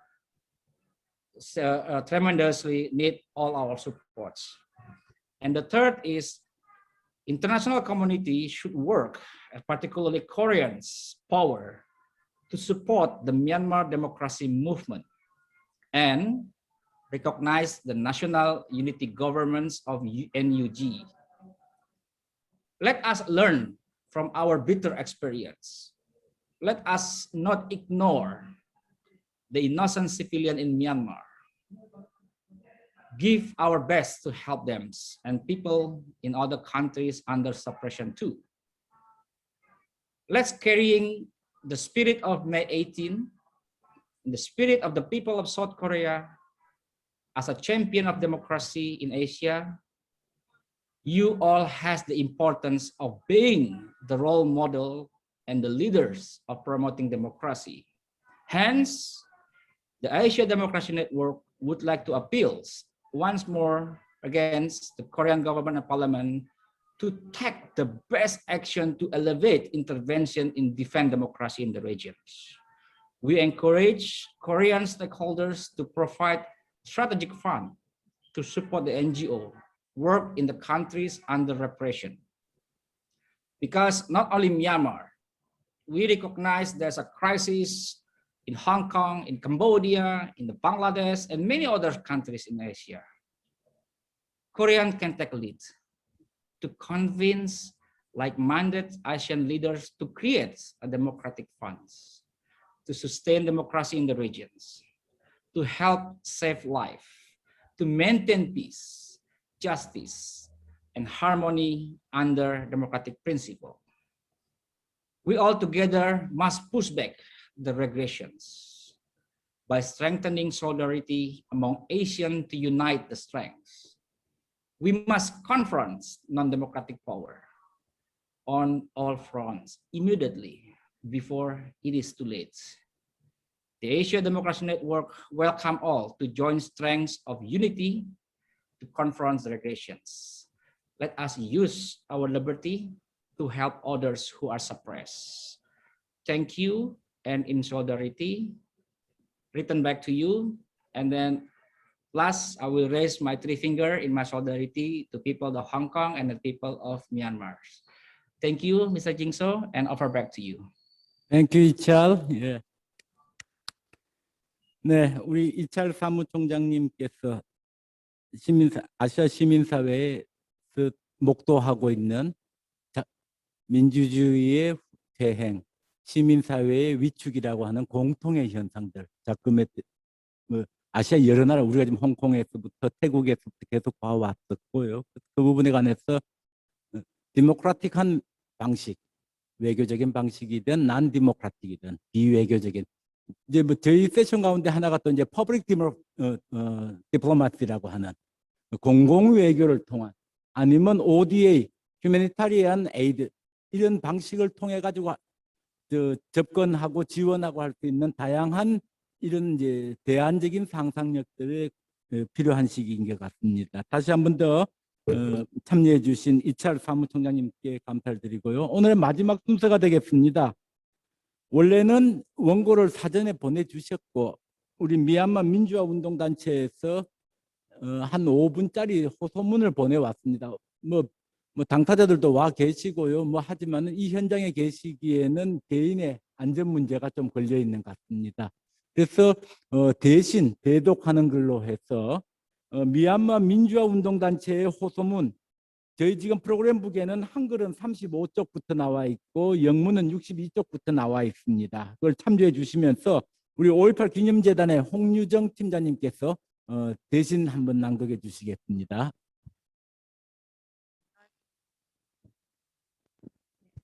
안녕하세요. 미얀마 민주화단체 호소문을 대독하게 되었는데요. 잠깐만 마이크가 잘 안 들리네요. 네, 잘 들리실까요? 네네. 네. 네, 안녕하세요. 5.18 기념재단 홍유정입니다. 미얀마 민주화운동 단체 호소문을 대독하게 되었는데요. 어제 저녁 늦게 갑자기 조금 수정본이 와서 자료집이랑 다소 다른 점 양해 부탁드리겠습니다. 5.18 정신과 미얀마, 밍글라바. 먼저 미얀마의 민주화 투쟁에 적극적으로 지지와 용기를 주신 대한민국 국민들에게 큰 감사를 드립니다. 지난 2월 1일 발생한 미얀마 쿠데타 세력의 불법적인 권력 찬탈 시도에 대항해 민주주의 회복을 외치며 싸우고 있는 미얀마 민중들의 저항이 어느덧 석 달을 넘겼습니다. 사망한 시민의 수는 800명에 가까워졌고 체포나 구금된 자의 수도 4천여 명 정도입니다. 쿠데타 세력에 의해 자행되고 있는 잔혹한 학살 만행은 이제 너무도 공공연하게 백주대낮에 버젓이 벌어지고 있으며 만행이 너무 처참합니다. 체포된 분들은 심한 고문을 당하고 있으며 여성들은 성폭행까지 당하고 있습니다. 미얀마는 현재 통제되고 있는 상황입니다. 대부분의 언론사가 통제됐고 현재 기자 80명 이상이 체포됐습니다. 군사 세력이 통제하는 국영방송 2개만 운영 중입니다. 국영방송에서 매일 밤마다 쿠데타를 저항하는 연예인, 음악가 등 소셜미디어 인플루언서의 명단을 공개 수배자로 발표하고 있고 이들은 국가 안정에 영향을 주는 뉴스를 살포해 형법을 위반한다는 혐의로 기소되고 있습니다. 현재까지 유명 연예인들을 포함해 1000명 이상 국민들이 공개 수배당했습니다. 참혹한 탄압이 일상화되었지만 미얀마 국민들의 민주화 요구 시위가 미얀마 곳곳에서 매일 발생하고 있습니다. 쿠데타 당시부터 빠르게 확산된 노동자들의 총파업도 계속 강하게 진행되고 있습니다. 현재 전체 공무원의 70%가 시민 불복종 운동에 참여 중입니다. 제한 미얀마인들과 한국인들, 한국 여러 단체들이 시민 불복종 운동 참여 중인 노동자들에게 현재까지 후원금 5억 원 이상을 보내드렸습니다. 현재 미얀마 군인들과 경찰들이 탈영을 하고 있고 최근에 공군 80명이 집단 탈영을 했습니다. 실제 탈영한 군인은 전체 3% 정도지만 군인 절반 이상이 군사 세력이 패배할 것이라 믿고 민주화 운동에 동조할 것이라고 합니다. 미얀마 군사령관 민 아웅 홀라잉은 지난 4월 24일 아세안 국가 지도자 특별회담에 참여해서 폭력을 중단하겠다는 내용을 포함한 5대 사안에 합의했습니다. 하지만 합의한 다음 날 미얀마 시민 2명을 총살해 합의안은 휴지 조각이 됐습니다. 군 사령관은 현 상황이 종료된 뒤 아세안 특사를 수용하겠다며 애초 합의를 뒤엎었습니다. 3개월 넘게 민주화 운동을 절실히 하고 있는 미얀마 국민들은 군사 독재 타도 민주화 쟁취를 위해 3가지 투쟁 방식을 선택했습니다. 지속적 저항 시위, 노동자 총파업 유지, NUG와 연방의회 대표위원회가 미얀마 정통 유일 정부로 국제사회의 공식 인정을 받아 미얀마의 민주화 투쟁을 성공시키겠다는 방향으로 활동하고 있습니다. NUG는 지난 총선거에서 압도적인 득표로 선출된 국회의원들로 구성된 연방의회 대표위원회를 포함한 민주진영과 소수민족 인사들로 구성된 과도정부이며 4월 16일에 출범했습니다. NUG는 불법 쿠데타를 통해 부정한 방법으로 권력을 장악한 미얀마 군사 세력이 창설한 그 어떤 재단, 내각 및 직책 등을 인정하지 않음을 천명했습니다. 대한민국을 포함한 미얀마와 공식 외교 관계를 수립한 모든 국가 및 미얀마가 회원국으로 속해 있는 모든 국제 지역기구는 오직 미얀마의 정통 정부인 NUG와 관계를 수립하고 교류할 것을 요청했습니다. 이에 저희는 국제사회와 대한민국 국회가 미얀마 국민들과 뜻을 함께하는 미얀마 NUG를 인정해 줄 것과 앞으로 미얀마와의 교류와 지원 사업을 대한민국 내의 미얀마 NUG 지부와 논의, 협력해 줄 것을 호소드립니다. 지난 5월 6일 날에 NUG가 군사 세력의 폭력과 공격으로부터 지지자들을 보호하기 위해 시민방어군을 창설했다고 발표했습니다. 시민방어군 조직이 전반군 창설로 이어질 것이라고 덧붙였습니다. 현재 미얀마 곳곳에서는 군사 쿠데타에 저항하는 시민들이 사제 무기를 들고 정부군을 공격하는 사례가 잇따르고 있습니다. 또 일부 시민들이 소수민족 무장단체로부터 군사 훈련을 받고 있습니다. 군사 쿠데타 반란군은 비무장 민간인에 대한 무차별 공습을 자행, 희생자를 양산하고 수많은 국민들의 삶의 터전을 떠날 수밖에 없는 난민으로 전락시키고 있으며 현재 그 수가 6만 명을 넘어서고 있습니다. 현재 태국 정부가 국경을 막고 있습니다. 국경을 넘어가지 못해 수많은 어린아이들로부터 노인에 이르기까지 정착할 곳 없는 벌판과 동굴에서 지내고 있습니다. 6월부터 미얀마는 우기입니다. 우기 때 고인물로 인해 발생하는 댕기열과 말라리아로 많은 이들이 죽고 홍수 피해가 심해서 국경에 있는 난민의 생명이 매우 위험합니다. 이들에게 긴급 구호를 해야 합니다. 시간이 얼마 없습니다. 한국 정부가 긴급 구호로 이들을 부디 살려주십시오. 또한 미얀마 민주주의 네트워크에서 태국 국경지대인 미야와디 메소세 한국 정부와 국회 그리고 지자체와 민간단체로 구성된 코리아 세이프 존을 건설을 추진 중에 있으니 부디 힘을 실어주시길 간곡히 부탁드립니다. 지난 5월 7일에 군사 쿠데타 반란군이 전 세계적으로 사용이 금지된 화학무기를 공습으로 투항하여 카친 독립군 KIA 병력에 피해를 입혔다고 KIA 측 대변인이 발표했습니다. 반란 세력은 KIA 작전 지역에 전투기를 동원해 대규모 공습을 가하는데 투하된 무기 중에 화학무기가 포함된 것으로 알려졌습니다. 병력들 중 상당수가 폭발에 휘말리지 않았음에도 갑자기 피부가 벗겨져 떨어져 나가는 등 이상 증세를 보인 것으로 확인되었습니다. KIA 측은 이와 같은 화학무기 사용이 이루어진 것이 3일 정도 되었다고 발표했습니다. 더 이상 넘을 선이 남아있는지 궁금할 지경입니다. 지난 5월 15일 미얀마군이 친주 민다 지역 시민무장 조직과 충돌 중에 그 지역에 계엄령을 내린 후 보이는 시민들을 무차별적으로 검거한 뒤 시내로 진입하면서 신인 20명을 인간 방패로 내세웠습니다. 미얀마군은 그 지역을 전쟁터로 만들어 여성들을 집단적으로 성폭행을 했습니다. 미얀마 역사에서 이번 사태가 처음이 아닙니다. 미얀마에서의 첫 쿠데타는 1962년에 발생했습니다. 당시 네윈 장군은 영국으로부터 독립한 지 10년이 조금 넘는 연약한 정부를 전복시켰습니다. 이후 군이 49년간 정권을 잡았습니다. 1988년 민주화 시위 2년 후 선거가 치러졌습니다. 시위대 약 3천여 명이 목숨을 잃는 희생을 치르며 NLD당이 이겼지만 결과는 장군들에게 외면당했습니다. 2015년 NLD가 다시 압승을 거뒀습니다. 강력한 여론의 군부도 이번에는 결과를 인정했습니다. 이후 미얀마는 정치적 진화를 시작하면서 민주주의의 등불이라는 칭송을 받았습니다. 현재 미얀마의 시위의 열기가 사그러지지 않는 데에는 이 같은 배경도 한몫을 합니다. 군부와 민주정권을 모두 경험해본 미얀마 국민들은 이전으로 돌아갈 수 없습니다. 미얀마 국민들은 군부의 폭력 진압에도 계속 싸울 것이고 두려워하면 2번 죽는다. 만약 우리가 두려움 때문에 지금 멈춘다면 이는 민주화를 위해 희생한 사람들을 배신하는 것이고 앞으로도 지금보다 더 무서운 시대를 살게 될 것입니다. 그래서 이번 싸움은 마지막 싸움으로 생각하고 국제타도, 민주화 쟁취, 모든 민족들이 함께 평등하게 살아가는 연방체제 국가를 만들기 위해 끝까지 싸울 것입니다. 그리고 우리가 이길 것을 확신하고 있습니다. 우리에게 이런 정신을 심어준 것은 대한민국 국민들의 민주화 투쟁 정신입니다. 겨울을 이기는 봄이 오듯이 군부 쿠데타를 이기고 민주화를 쟁취했던 혹독한 겨울을 이겨냈던 5.18 정신 말입니다. 군부 쿠데타에 저항하며 민주주의를 염원했던 광주 5.18 민주화 운동은 미얀마의 1988년 8월 8일 8888 항쟁의 원동력이 되었고 그 힘은 2021년 미얀마의 국민들의 민주주의 염원에 불을 당겼습니다. 광주는 지난 20년 동안 한국 내 미얀마 민주화 운동을 하는 미얀마인들과 긴밀하게 연대를 해왔습니다. 미얀마 민주화 지도자 민꼬나잉 선생님에게 광주 인권상을 드리며 미얀마 민주화 운동의 든든한 파트너로 함께 해왔습니다.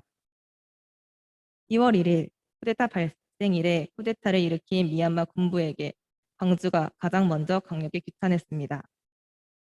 5.18 가두방송을 이끌고 주먹밥 공동체를 만들었던 광주는 현재 미얀마 시민들의 저항이 광주의 5.18과 닮을거리며 민주주의를 죽음과 희생 그리고 국민의 힘으로 지켜왔기에 미얀마 시민들에게 깊은 공감과 연대를 하고 있습니다. 광주는 미얀마의 민주주의가 정착될 때까지 미얀마의 시민사회와 협력하고 연대하며 인간 존엄이 실현되는 그날까지 함께 행동할 것이라고 약속을 하며 오늘도 미얀마 국민들과 함께 민주화 투쟁을 하고 있습니다. 미얀마 국민들은 세계 어느 나라보다 미얀마의 민주화를 가장 많이 지지하고 후원하고 있는 대한민국의 도움을 절실히 요구하고 있습니다. 미얀마가 민주화를 꼭 쟁취해야 합니다. 민주화는 총칼 앞에 지지 않는다는 좋은 역사를 세계에 남겨야 합니다. 이런 좋은 세계적 역사를 대한민국과 함께 만들고 싶습니다. 대한민국 정부와 국회가 고통받는 미얀마의 국민들과 민주주의를 회복하는 그날까지 함께 투쟁해 주시길 부탁드리며 미얀마의 민주주의를 응원해 주셔서 다시 한번 진심으로 감사드립니다. 아이더봉 아웅야미. 되겠습니다. 네. 네, 무대 조명을 좀 올려주시겠습니까? 자, 이제 저희가 마지막으로 미얀마 민주화운동단체의 호소문까지를 다 들었습니다. 자, 이제는 저희들이 플로어를 오픈하고 자유스럽게 코멘트나 질의응답을 시간을 가지려고 합니다. Now I'd like to open the floor and any questions or any comments are most welcome. 저 마이크 좀 전달이 가능할까요? 한국어 통역은 지금 채널 1번으로 들어오고 있습니다. 네. 예. Before your comment or question, please identify yourself first. 예?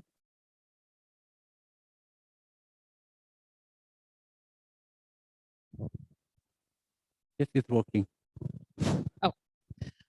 안녕하세요.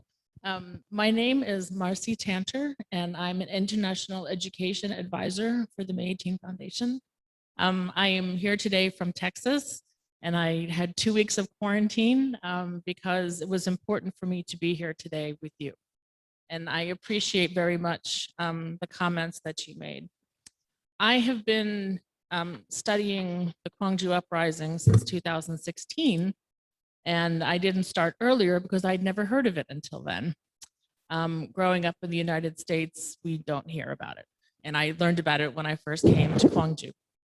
So for the last 2 years, I have been studying the American involvement in the uprising. And I use the word involvement because it is controversial. Some people say complicity. Some people use other words. But my concern is that we may never know the truth completely without pressuring the American government to investigate the American role in the uprising. The Carter administration definitely had a laissez-faire policy, and this concerns me because now we are possibly selling more weapons to Israel, and you know what's happening in Israel and Palestine right now. Our criticism of what's happening in Myanmar has been weak. We've been critical. Secretary Blinken has been critical, but not loudly critical, mostly on Twitter. Um, and it seems like we have an American laissez-faire policy when it comes to Asia since before World War II. We helped to establish the dictatorships in South Korea. We were involved in the Jeju uprising. We didn't make a lot of noise when Chun Doo-hwan took power in December of 1979. And then we knew that he was going to use the military during May of 1980, and we didn't stop him. So I'm curious to know, especially for people who are working in the government, it's difficult, as you said, one of you said, to pressure another government to become involved in another country's issues. But this is a shared issue, I think. This is not just Korea's issue, this is our issue. So I wonder, how do you feel about the possibility of pressuring the Biden administration to actually start an investigation of our involvement in Gwangju?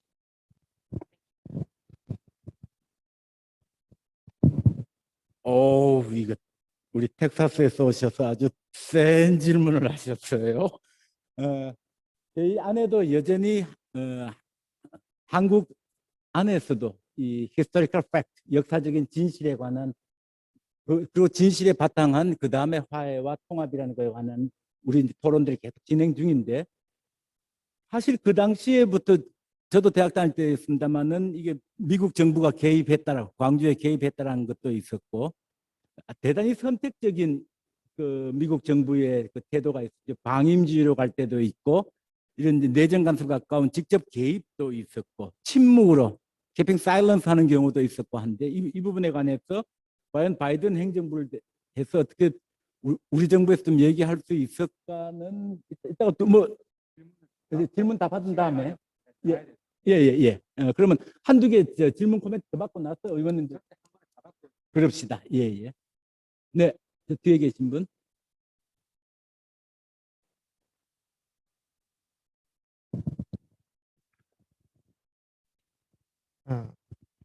Good afternoon, everyone. I'm Plasil from Bangkok, Thailand. I used to be a journalist in Bangkok.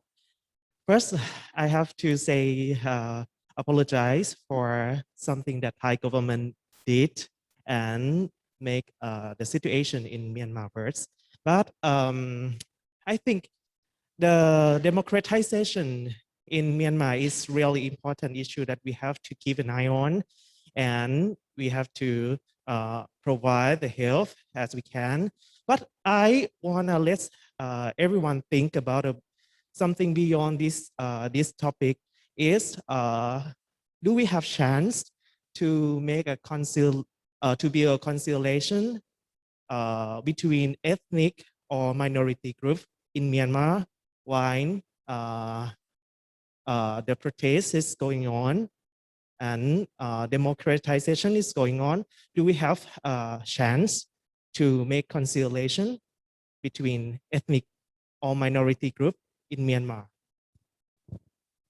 in this situation? Hi, my name is Sipachai Kunawong. I'm from Thailand as well. Yeah, really happy to be here and listening to all of you. I have, I think, one comment and probably one question. Okay, I think the comment is that for Representative Ha, you were talking about proposing a law to regulate the kind of like misled history or untruthful history. I think it could be something problematic because there are so many versions of histories. Like even everyone has their own version of histories, and you know, when some government came into power, they can use this law to dictate the version of history that they want. And for me, it could be a political tool to suppress people's freedoms and rights. yeah, that's one thing. And but also very thankful for you for proposing the ASEAN Human Rights and Democracy Fund. I think is a mechanism that is needed because it's not only in Myanmar. In Thailand, we also having democratic regression as well after last year. Right now, a lot of protesters and activists are in jail, and by very harsh laws, and they need, you know, bail money and stuff like that. But I don't know how much can Korean civil society and Korean people can be willing to give us. I think another one, I think is related to that sense, in a sense, because I wonder what else can the Korean or international civil society do.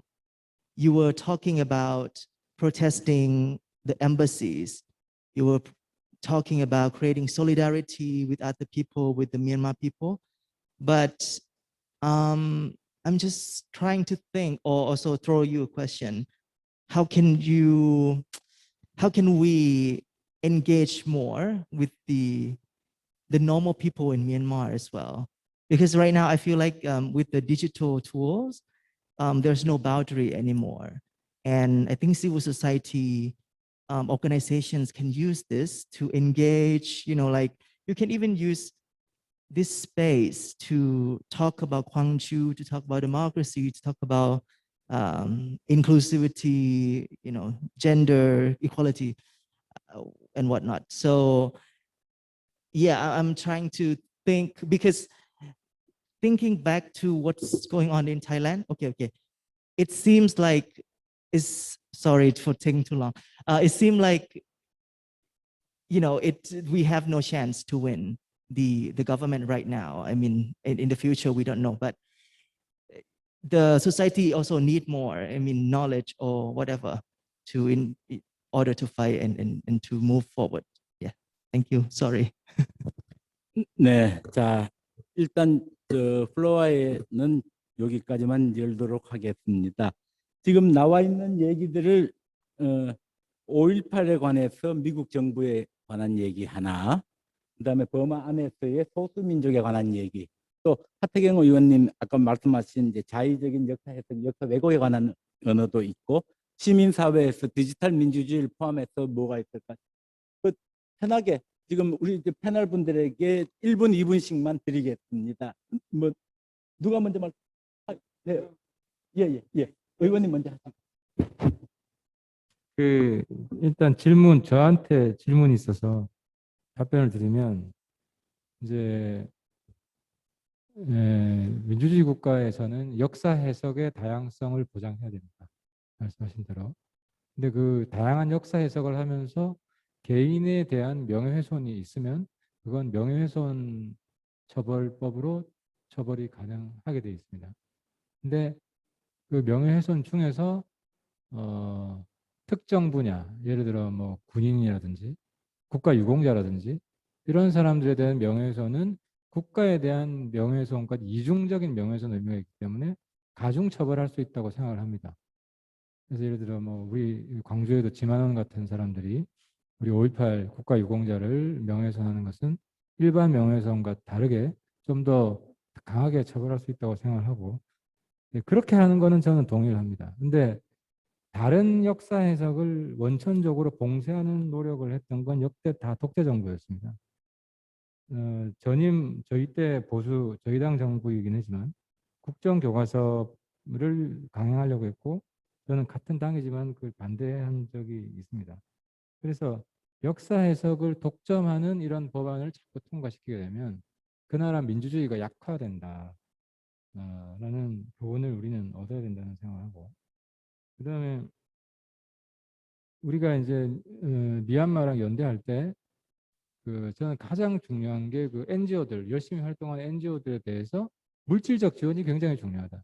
그리고 두 번째는 근데 이제 물질적 지원이 될 때 그 조건들이 있습니다.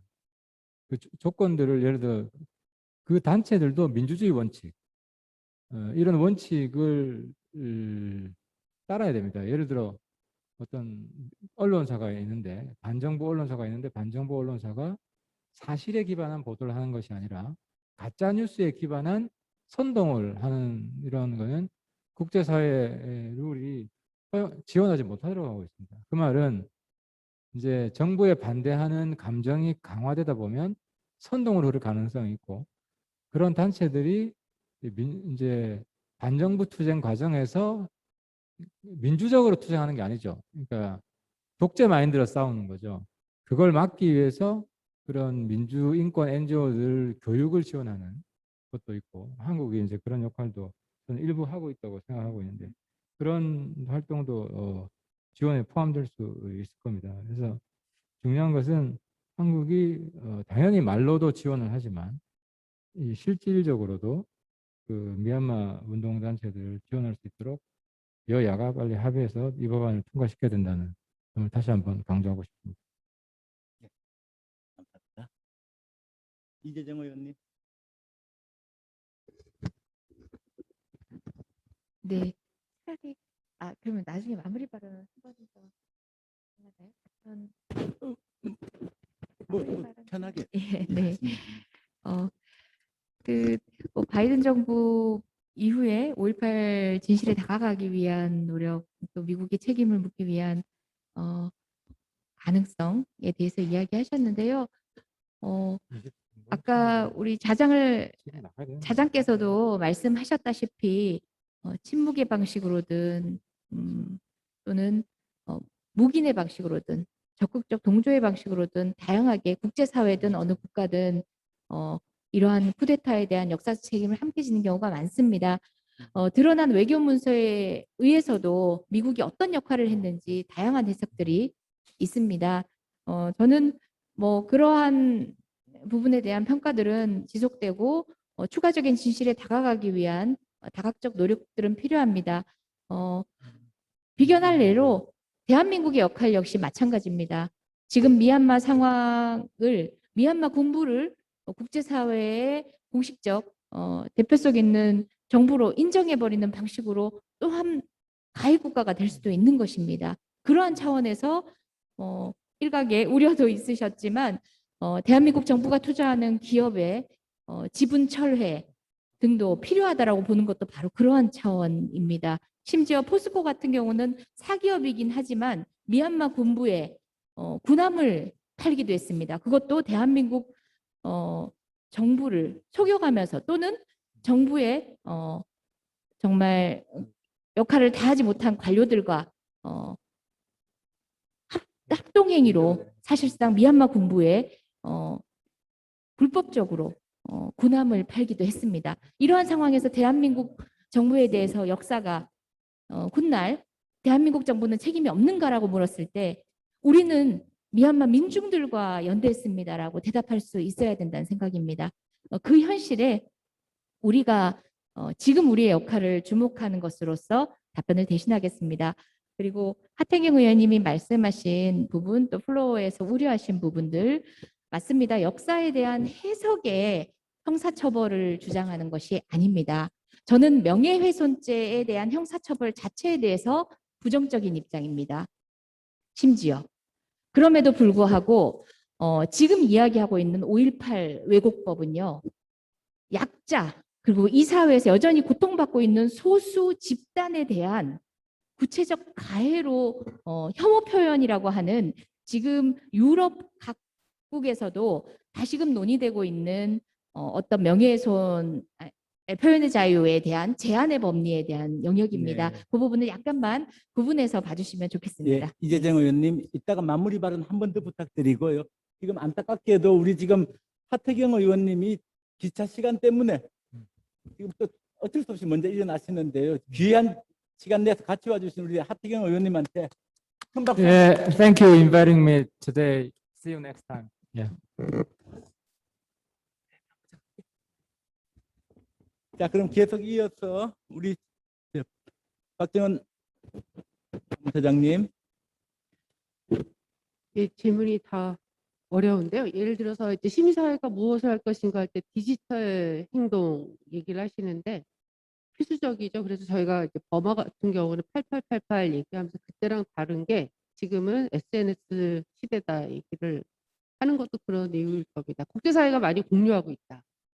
근데 또 한편에서 보면 가장 최근에 있었던 일이 홍콩 민주화 시위잖아요.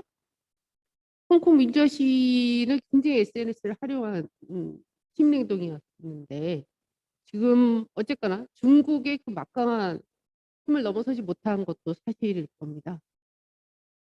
그래서 어떤 수단이 지금 이 그 버마 시민사회, 특히 시민들의 저항을 독려하고 공유하는데 큰 힘에는 분명 하나, 그것은 해당 정부를 압박하는 것, 주변 국가를 압박하는 그런 힘이 작용이 될 때 더 의미가 있을 거라 생각이 듭니다. 최근에 버마 미얀마 지금 군부 리더십이 아세안 회의 정상회의에 참석을 했잖아요. 국제사회가 인정을 하고 있다는 거죠. 지금 아까 그 미얀마 민주화 단체가 방금 낭독했던 선언문에서도 과도정부라고 여기 NUG라고 나와 있던데요. 미얀마 과도정부에 대해서 국제사회가 인정해야 된다. 저희도 한국 정부가 그 정부를 인정해 줄 걸 촉구하는 시민사회의 목소리가 있어야 된다는 생각은 드는데 그래서 아까 어떻게 보면 일맥상통할 것 같습니다. 바이든 행정부가 광주 항쟁의 그 내용을 제대로 드러내게 하는데 협력하게 할 것인가. 어떻게 보면 국제사회에서 이 외부에 작용되는 압도적인 그 사건을 규정하거나 구조를 규정하는 압도적인 힘을 넘어서려고 하는 시민사회의 힘 그리고 주도적인 의지 이런 것들이 늘 긴장관계에 있다가 넘어설 때 저희가 2018년도에 남북 판문점 선언이 있었던 것처럼 가능하지 않을까 이런 생각이 듭니다. 한편에서는 그런 생각이 계속 들거든요. 우리가 바이든 정부에 만약에 요구한다 그러면 지금 광주의 이 과거를 드러내는 만큼 그것이 정말 필요하다라고 한다 그러면 그 힘은 지금 이스라엘이 팔레스타인 폭격하고 있는데 이스라엘이 팔레스타인만이 아니라 레바논도 폭격했고 지금 수만 명의 난민이 나고 있는 국제사회 분쟁이 굉장히 많죠. 그것부터 시정하라 할 수 있었을 겁니다. 남북 관계부터 미국의 대북 정책 변경을 얘기할 수 있었을 거란 생각이 들어요. 그러니까 그런 힘을 넘어서고자 하는 거는 다른 데 있는 게 아니라 주체적인 역량. 그래서 저는 미얀마 시민사회의 힘이 가장 중요하고 저희 역할은 시민사회의 역량 강화에 집중할 수밖에 없다. 그 네. 부분을 강조할 필요 있다고 생각을 합니다. 네. 아남답 가운데 보면 이제 소수민족 문제, 미얀마의 민주화 문제도 있지만은 이 ethnic minority 소수민족에 관한 문제가 있는데 어제 이 토론이 있었어요. 민주주의와 소수자에 관한 토론회가 있어. 홍세화 선생도 오시고 뭐 여러분이 이자스민 선생도 오셔가지고 같이 했는데 한국도 미얀마도 같은 경험을 한 게 이 부분이에요. 민주주의의 디스코스, 민주주의의 담론을 메인스트리밍, 주류화 시키는 데에는 어느 정도 성공했고 반면에 이 소수자 이슈, 이주민, 난민을 포함한 재외동포든 이런 소수자의 이슈는 그 와중에 계속 뭐라고 할까 주변화되어 버렸다. 메인스트리밍에 올라타지 못했다. 미얀마도 보면 아웅산 수지 여사가 들어왔지만은 여전히 또 로힝야 문제가 생겨나고 하는 이런 과정들이 있었다라는 부분들에서 이것도 참 뜨거운 감자 같은 핫포테이토라는 그런 생각을 가져봅니다. 자, 마무리 발언을 뭐 이성훈 쌤 한 말씀 하시고 우리 이재정 의원님 한 번쯤 이제 랩업해 주시면 좋겠습니다.